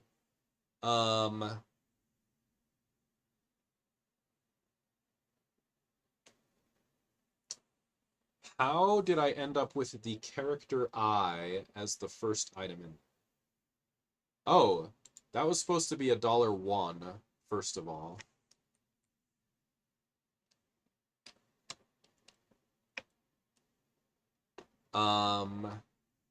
Even so, it seems like something has gone wrong. But with that change having been made, let me try it again.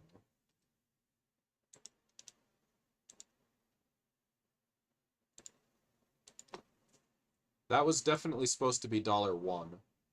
But if it's, okay, so minefield at Y, put, okay. And then here it says 0 at 1, put $H. So 0 to hero, right? Yay. But yeah, that's what I'm trying to do.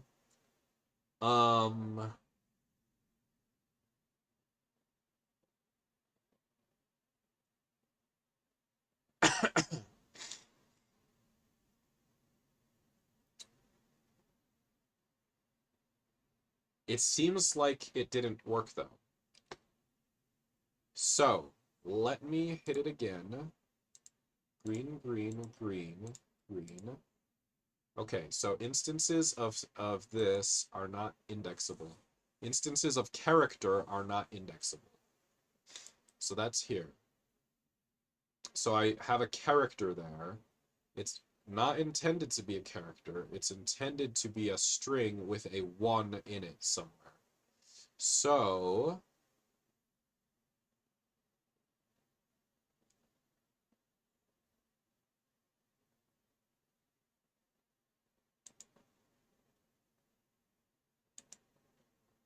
let's see. Minefield.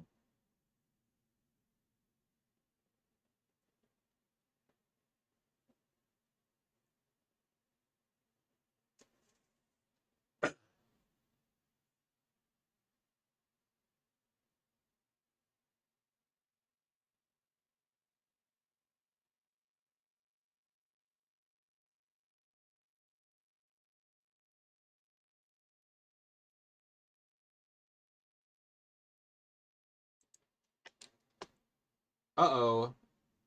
Is that where it belongs? Oh, I hope so.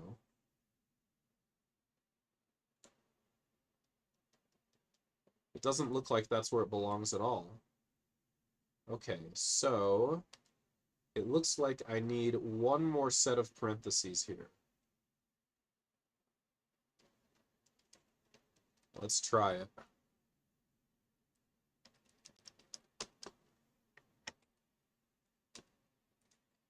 Is that what happened before? I just tried to type a parentheses, but it just went through the one that I was already at. I wonder if that is what happened before. Okay, so I'm going to hit save. I'm going to close. I'm going to hit this again. Okay, is this any better? No, it's the same.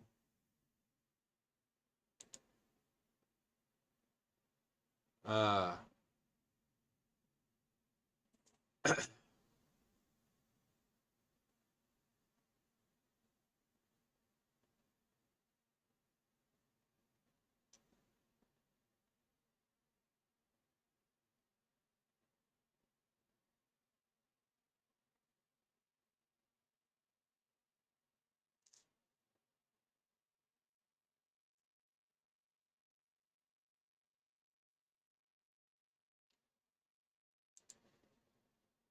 So I put $1.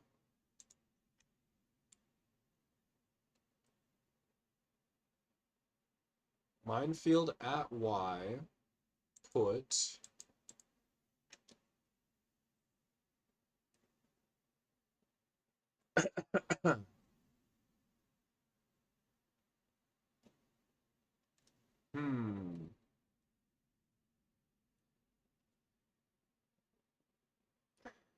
At X put $1.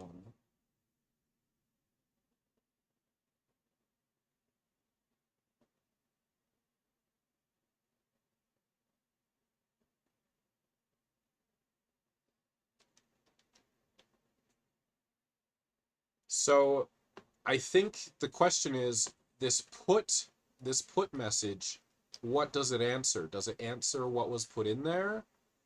Or does it answer what was just put in? I think it answers what was just put in, and I think that was in the cheat sheet, and I just didn't pay enough attention to it.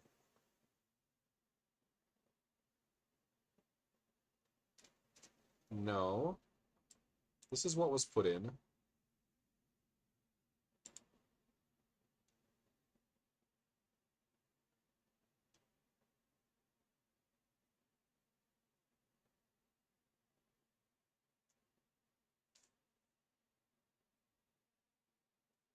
String literals are not immutable.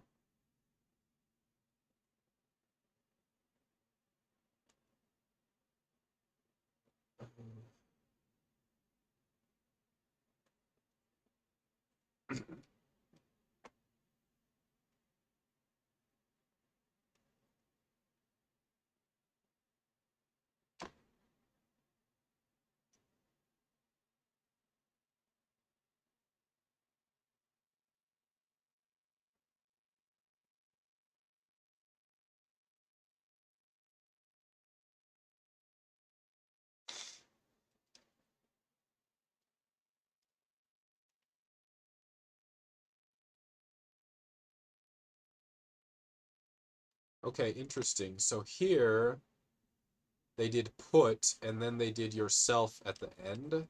And honestly, that might be what I want to try.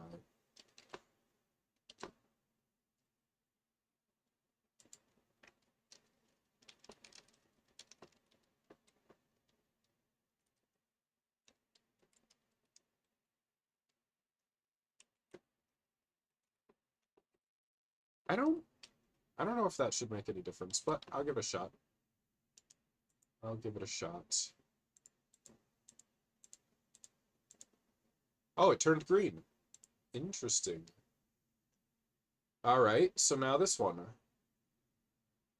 If that one turned green, I'm actually rather close now, I think. Okay, so I tried adding a 1, and it says instance of character did not understand. Oh, okay. So this was supposed to come out as number. Instance of character did not understand plus. So did as number not do what I hoped it would do? It seems that it didn't. I wonder if I were to move the paren like this. Maybe?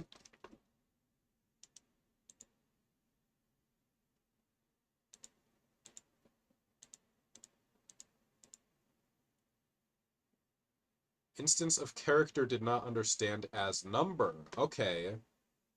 Okay,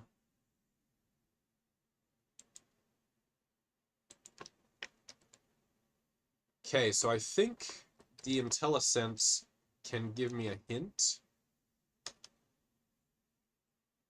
As string, as number. Like, can I do that maybe? Maybe. Okay, let's close and try again.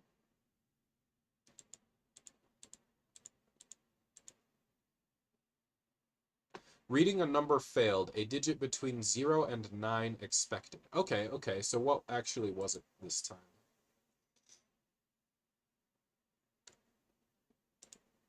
So we were trying to say as string, as number, and it was a star. So if it was a star, then we were not supposed to do this, right? So why? Okay, so yeah, we weren't supposed to do anything if it was a star. Um,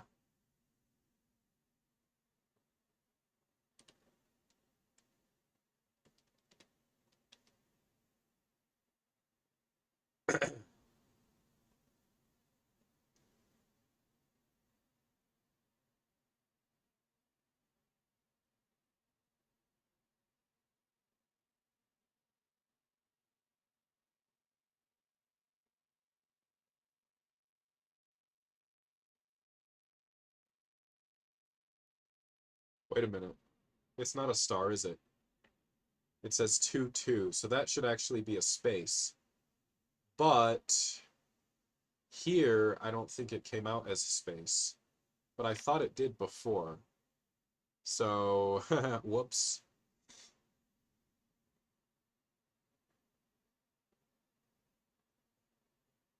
A digit between 0 and 9. Yeah.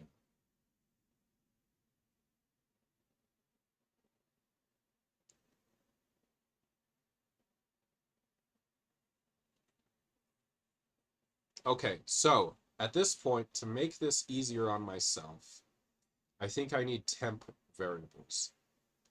I'm not using these comments, so I'll get rid of these. But down here, this could be very useful. We want some manner of temp variables, I think. So I'm going to put C, and I'm going to start off by saying C assigned to minefield at Y at X. And then we'll be able to see that, right? And then here, we'll just say C. Still don't love the editor, but just not used to it. Here, this is also C.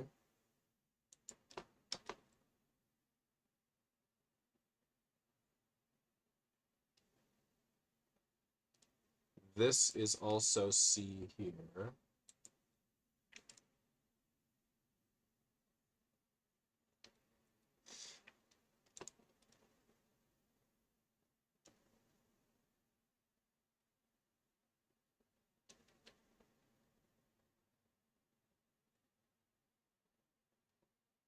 Okay, so now with that saved, let's close and run it again. And now I can see that C is nil, actually. So, whoops. So instance of character did not understand C. Oh, I don't understand that.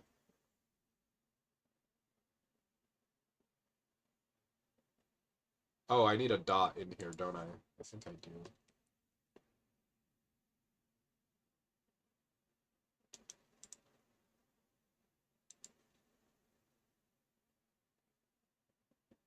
Okay, so if I go into here, I can see that C is character value 2.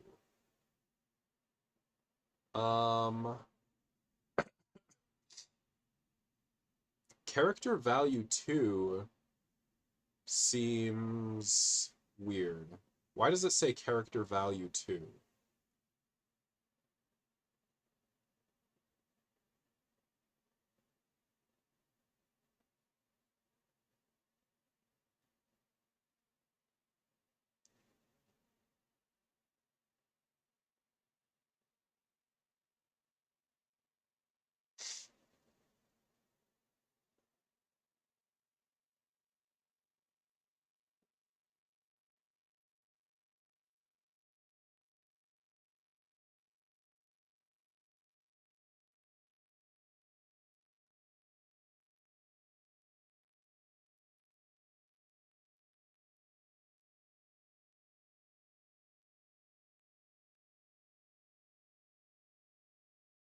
Okay, so I'm going to say that we're going to have another one called row. And I'm going to say row assigned to mine field at y. All right. So now C, I should be able to say row at x, I think. I believe I need a dot here.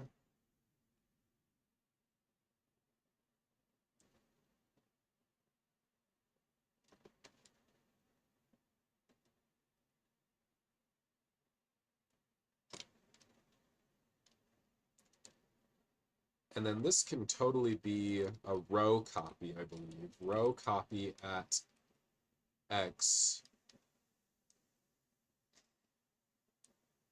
Yeah, I think so. And then this one, I believe, can be row copy as well.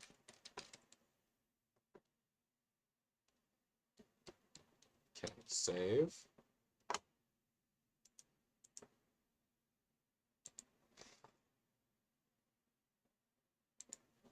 I really actually like this IDE. Okay, so here's the row. That seems right. Character value 2 does not seem right at all.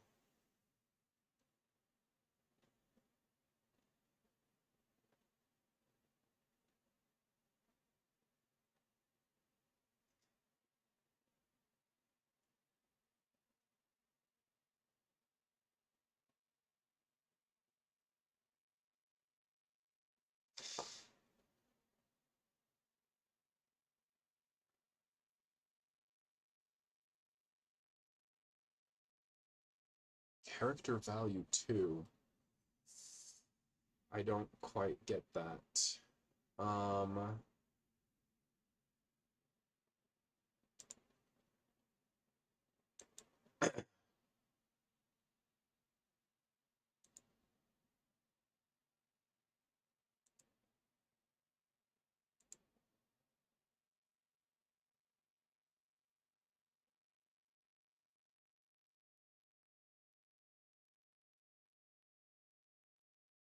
It was supposed to be that C equals character space.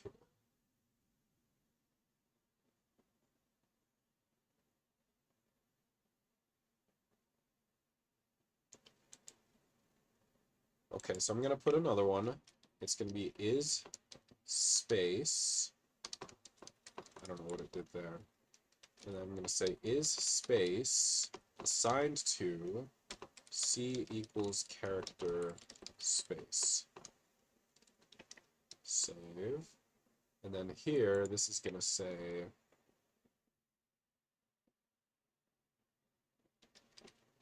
is space.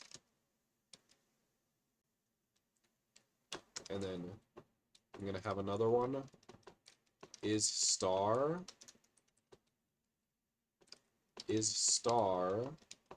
equals C equals dollar star. And I'll use is star here.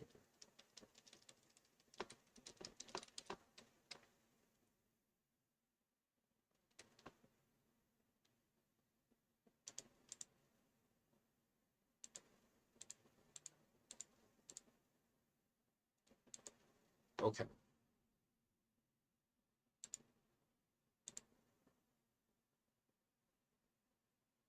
So it said not is space, not is star. Is space was supposed to be correct here. If it was 2 and 2, it was supposed to be space. There's a space between the two stars on the row. So that's messed up. So can we close? Wait a minute.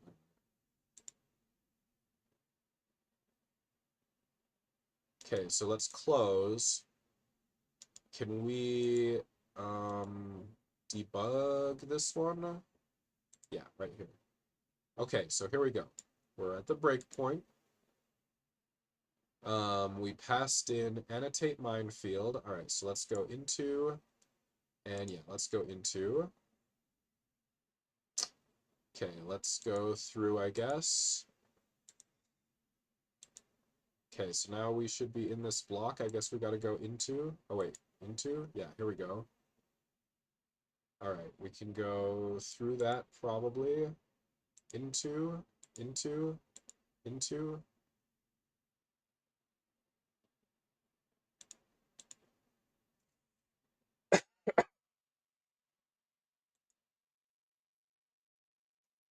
Okay, so I greater than 1. I right now, oh, it doesn't show it actually.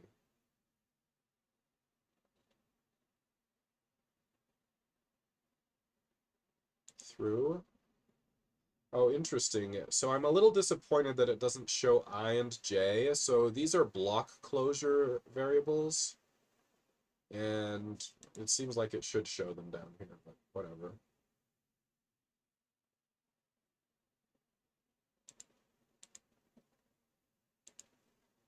Okay, so now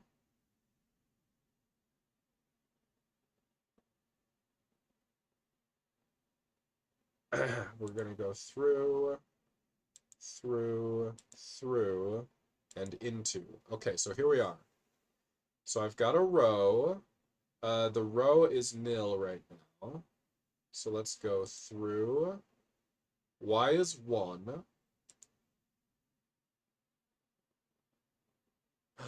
Wait a minute. Oh no.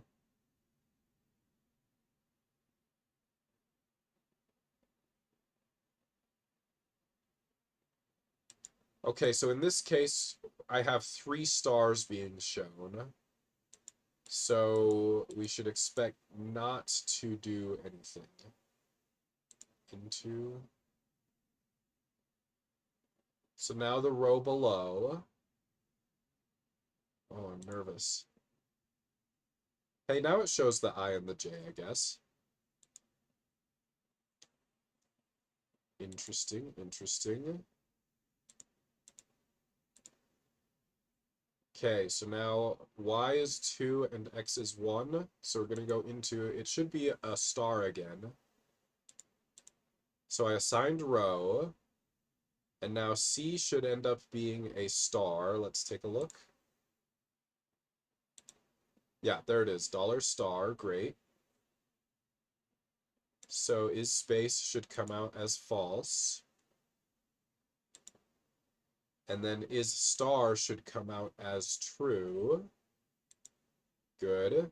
So now we're not going to do anything. So into...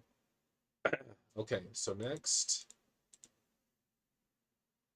the lower right spot. So this is the one that we're concerned about.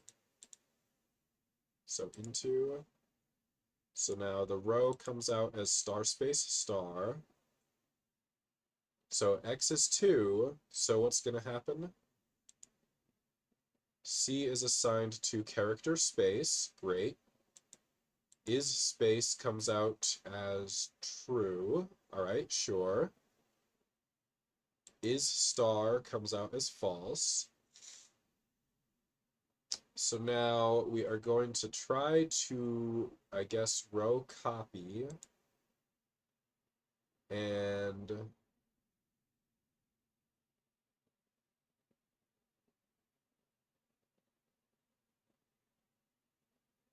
okay, so we're going to try to put $1 there.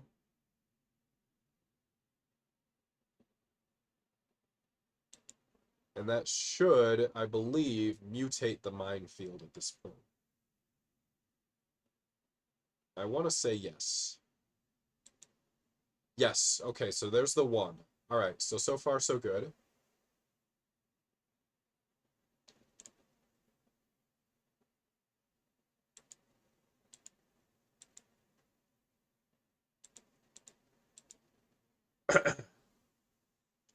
So now it's y and x are 2, 2, apparently. Okay, so no. So we're going to try to handle the spot, but, I mean, it's in bounds, but it's not anything we want to worry about. So I'm just going to go over.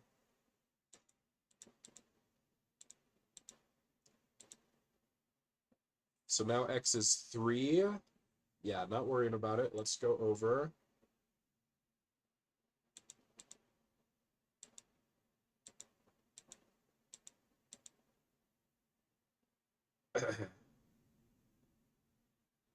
So now we're at 2, 1, right? So don't need to worry about that. The row is star 1 star, good. C is star, so that's fine. Okay, so now we're at 2, 2. Oh, wait. Okay. I actually missed the spot where something bad happened. Something really bad happened right in there, and for some reason that was the one that I went through instead of into. Okay.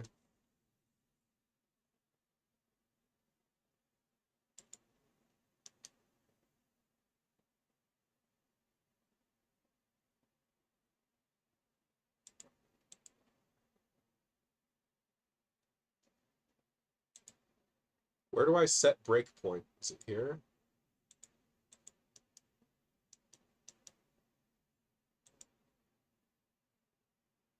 Okay, so I'm going to go ahead and proceed. It fails. So now I'm going to try to set breakpoint, I think. No.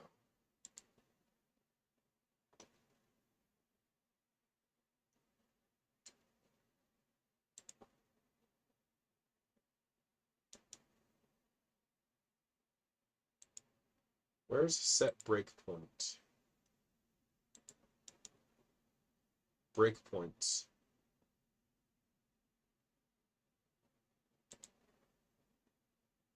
Yeah. Okay, so now let's try it again.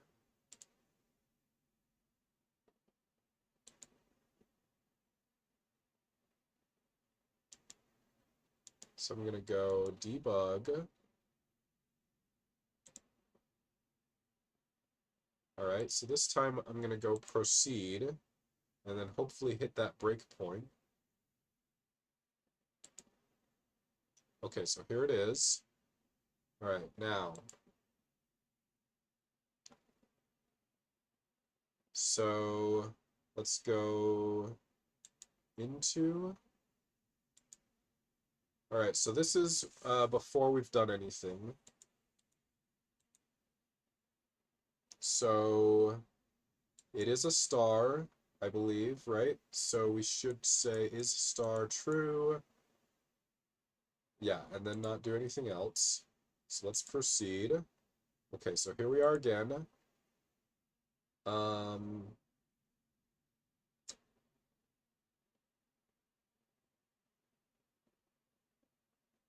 So into,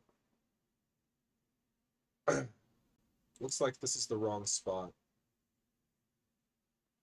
Yeah, it's 1 and 3, so we shouldn't do anything here, I don't think. So it should say is star. Okay. Let's proceed.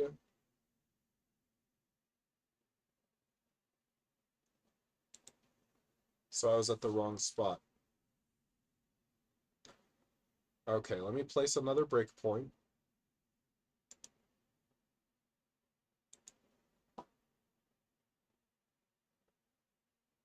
I'm really not clear on what is happening.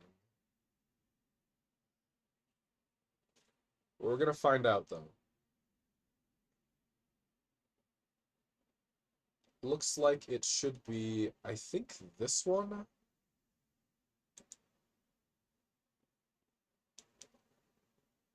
So I'm going to put a breakpoint there. I'm going to remove that. What the?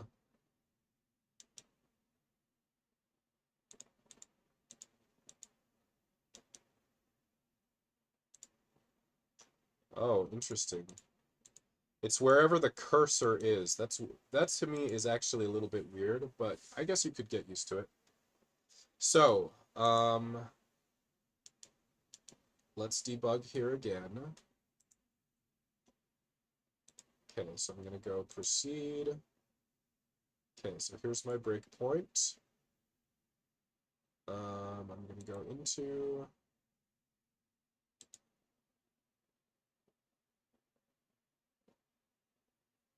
And I'm just going to proceed. Okay, so here we are. So I believe this is where it goes wrong. Into... All right. So row is *1 star, and C becomes $1. So is it a space? Should be false, right? Is it a star? Should be false. Okay, so now we come to here. All right, so what is going to happen?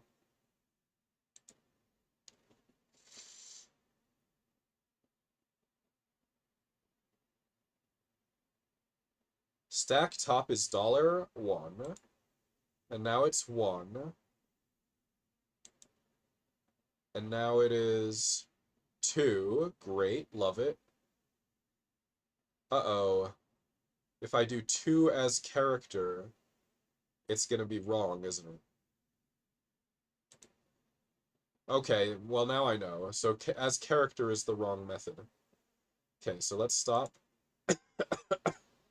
All right, I didn't get it, but now I do. Now I do. It just took me a while to get my breakpoint situated. Skill issues. Yeah, so let me remove my breakpoint.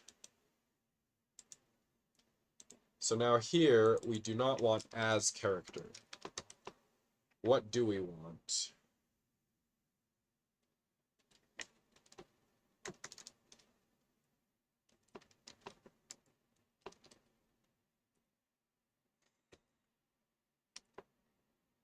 Will as string do what I need? It seems more likely, yeah. But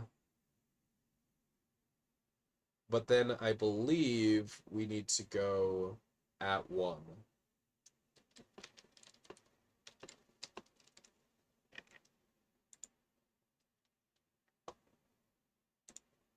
Okay.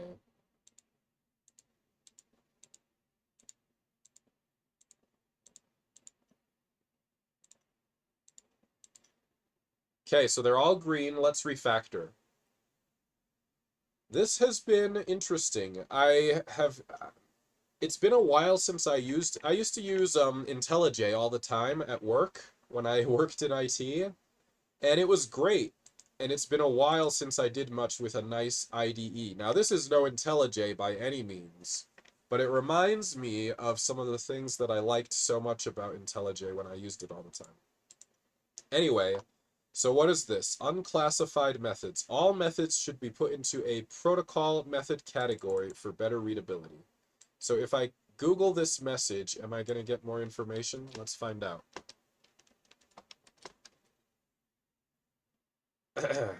Okay, so how do so it's telling me to put a method into a protocol. How do I do that? Wait a minute. Here it says as yet unclassified.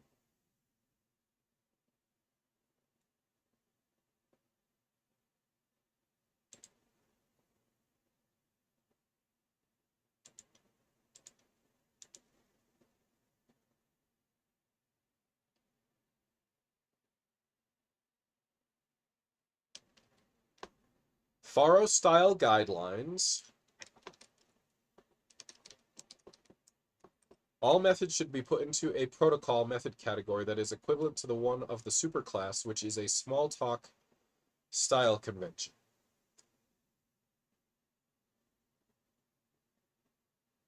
Okay.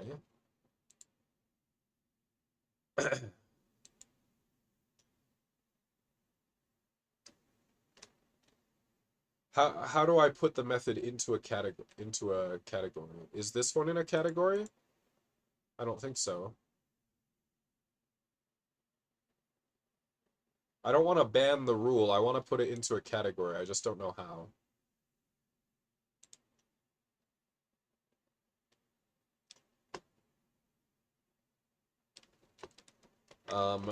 How to put small talk method into protocol category.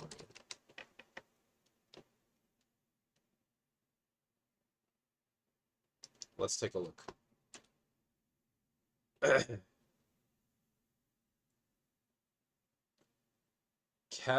Oh goodness, this looks crazy. Categorize all uncategorized.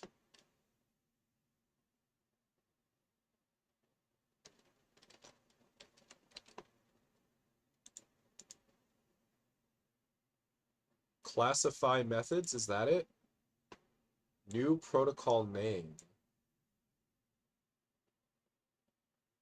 What the? Okay, so now I have to choose the appropriate protocol. Okay. Let's see. So we're doing an annotation, right? Is that gonna be it? Annotations. So I'm gonna hit OK.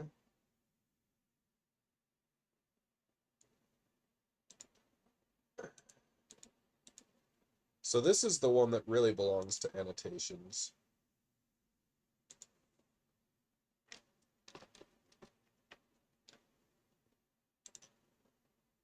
Now, to be clear, I actually kind of doubt that this is the same meaning of the word annotate as what is here.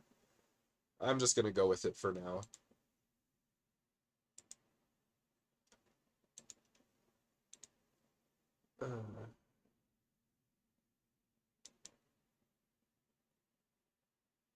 Like, I think there's some place where you can go to a description of the annotation protocol. In fact, maybe if we search for it here.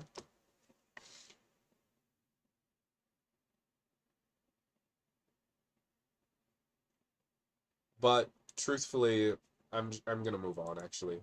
So let's see what else we have here. Okay, so this one has a few warnings. Okay, so one of them is for long methods. And I do, in fact, believe that I should move some of this into a second helper method. Oh man, my nose is so stuffed up, actually. Sorry if that's disgusting.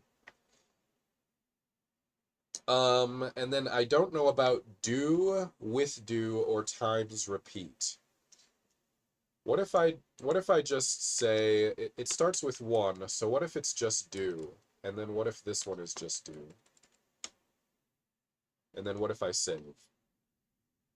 And then modifies collection while iterating over it? Yeah, that's the whole point. Let me see if the tests pass still. Okay, well then I'm not gonna do it. What are they telling me to do? Okay, so 1, 2, and then here again. 1, 2. Oh my gosh. Oh, I screwed it up. Um, I might give up on trying to refactor. Green, green, green, green, green, green, green, green, green. Okay. Um, all right. So uses to do instead of do, with do, or times repeat. So let's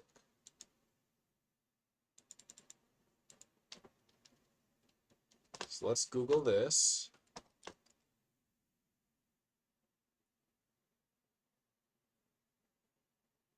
What in the world?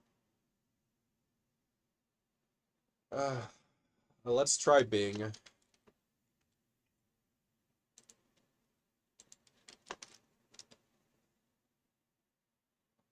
Oh no. This is the literal error message. Oh no! Google, please. Okay, yes. Style MD Faro. Okay, so times repeat. Okay. Yeah, but come on. So like sure, I would love to use a different method, but I don't know how. That's my problem. I don't know how.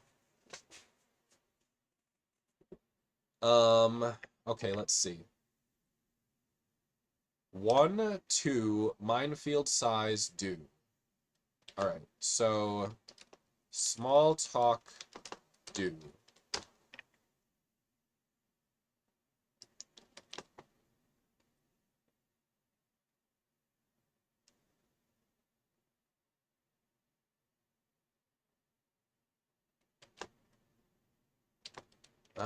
Small talk with do.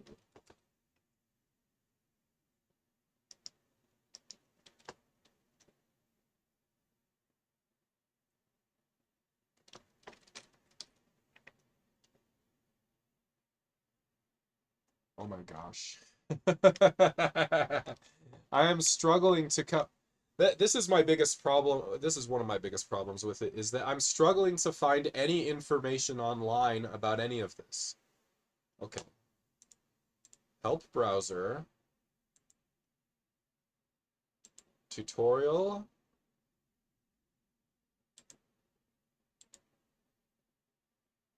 Loops. They all use to-do loops. But the style guide is telling me not to. Yes, I am lost.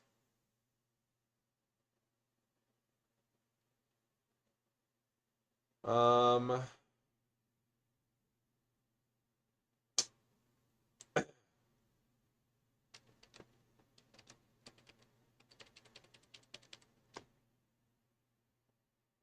okay.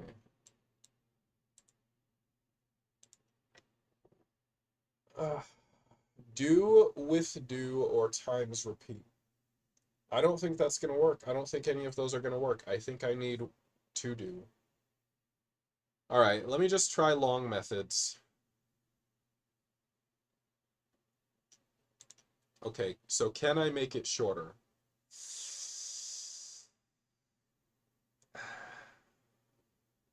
I want to say probably perhaps. Um,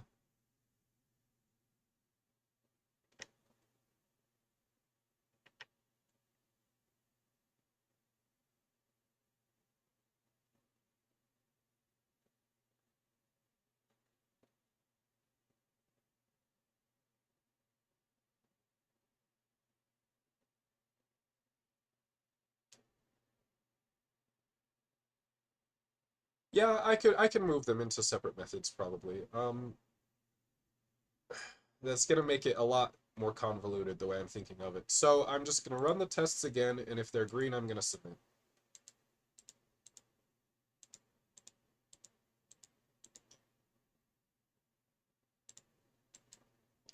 And this is good because now if I submit this, okay, let me see what it said about submitting. Let's close all these.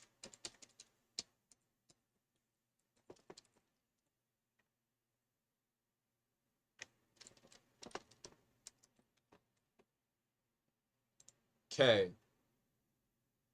So faro track testing. Yeah, let's take a look. It can run when broken. Great. Loving the debugger. Yep, I had a good time with the debugger. Certainly my favorite thing. TDD was invented in Smalltalk via the introduction of the S-unit test library. Amazing. That's awesome. Now, how do I submit? I've done it before, but I don't recall. Exercise. Oh, right here. Okay, great. Submit exercise. Okay, so it says submitted. So now let me look. Faro. Minesweeper. Okay, so something did pass. Now let's look at how it looks here. So here is what I ended up with. I have a class with a name Minesweeper, a superclass object, okay, instance variables yx minefield, and class instance variables blank minefield. And then the category is exercise Minesweeper, sure. And then I put annotations on here because it's annotate, I guess. Sure, whatever. It takes a blank minefield. So, I mean, I think honestly, to me, the source code, when it's put out in plain text like this, I think looks a lot better than it does in the goofy IDE editor. But that's all right. So I'm going to go ahead and say mark as complete. And guess what this means? Guess what this means? This means that I have now finished most of the 48 and 24 with 3 exceptions. So, Minesweeper is now marked gold. So if we look here, I have completed now 141.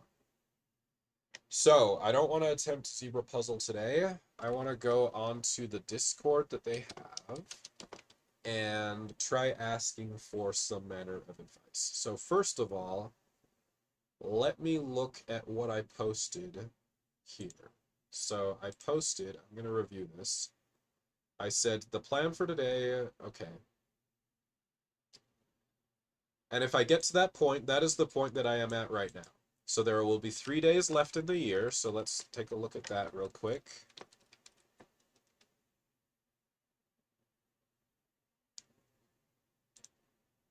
I think I like this music track, but I'm not sure I still want it in the playlist.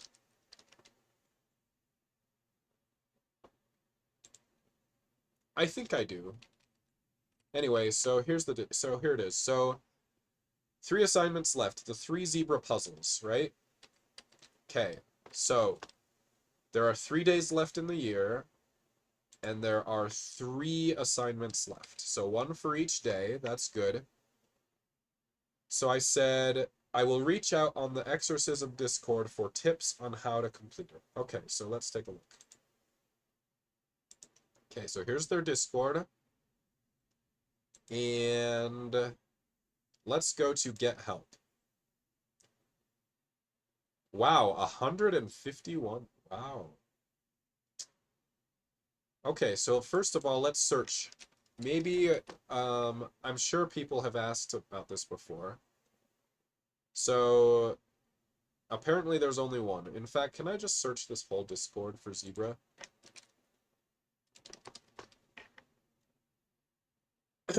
Okay, so this is a Python mentor request. Here's a prologue mentor request. I might want to stop early tonight. In fact, yeah, I think I'm gonna stop here in a couple minutes. But let me at least get something, um, what am I trying to say? Let me at least get something posted. Zebra puzzle.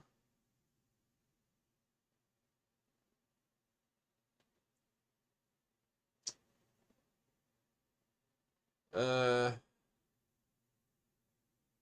so this guy says, I have been working on a program to solve the zebra puzzle for over a month now.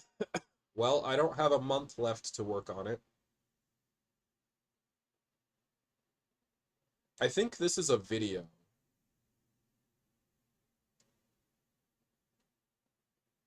You know what? Maybe, so they have this video. Maybe this is the reason that we don't have a lot of people asking about it, because there's this video that explains it, right? Okay, let me just give it a click here. Sure. Oh my gosh. Okay, so he says it's a deep dive and it's over 1 hour. It is 77 minutes.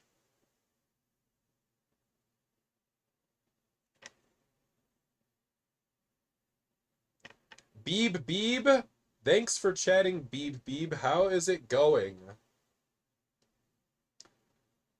I'm about to log off, so I'm gonna try to do these tomorrow.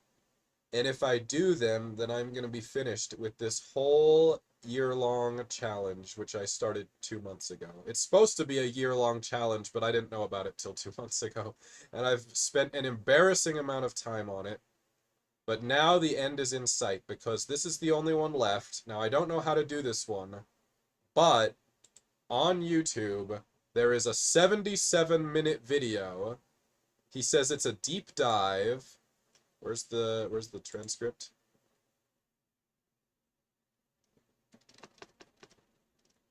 Can we see that? He says it is a deep dive. I can't see that very well. It's blocked by the chat, but let me just move it over here. A deep dive. So that's what I'm gonna do tomorrow. Just woke up now. Good morning, by the way. I'm about to go to bed. I've been sick all week, and I was at the warehouse. I don't usually even mention it, but all week I was picking up tortillas off of pallets and putting them onto other pallets while all stuffed up and sick, and now I'm tired. So I'm gonna sleep all night. And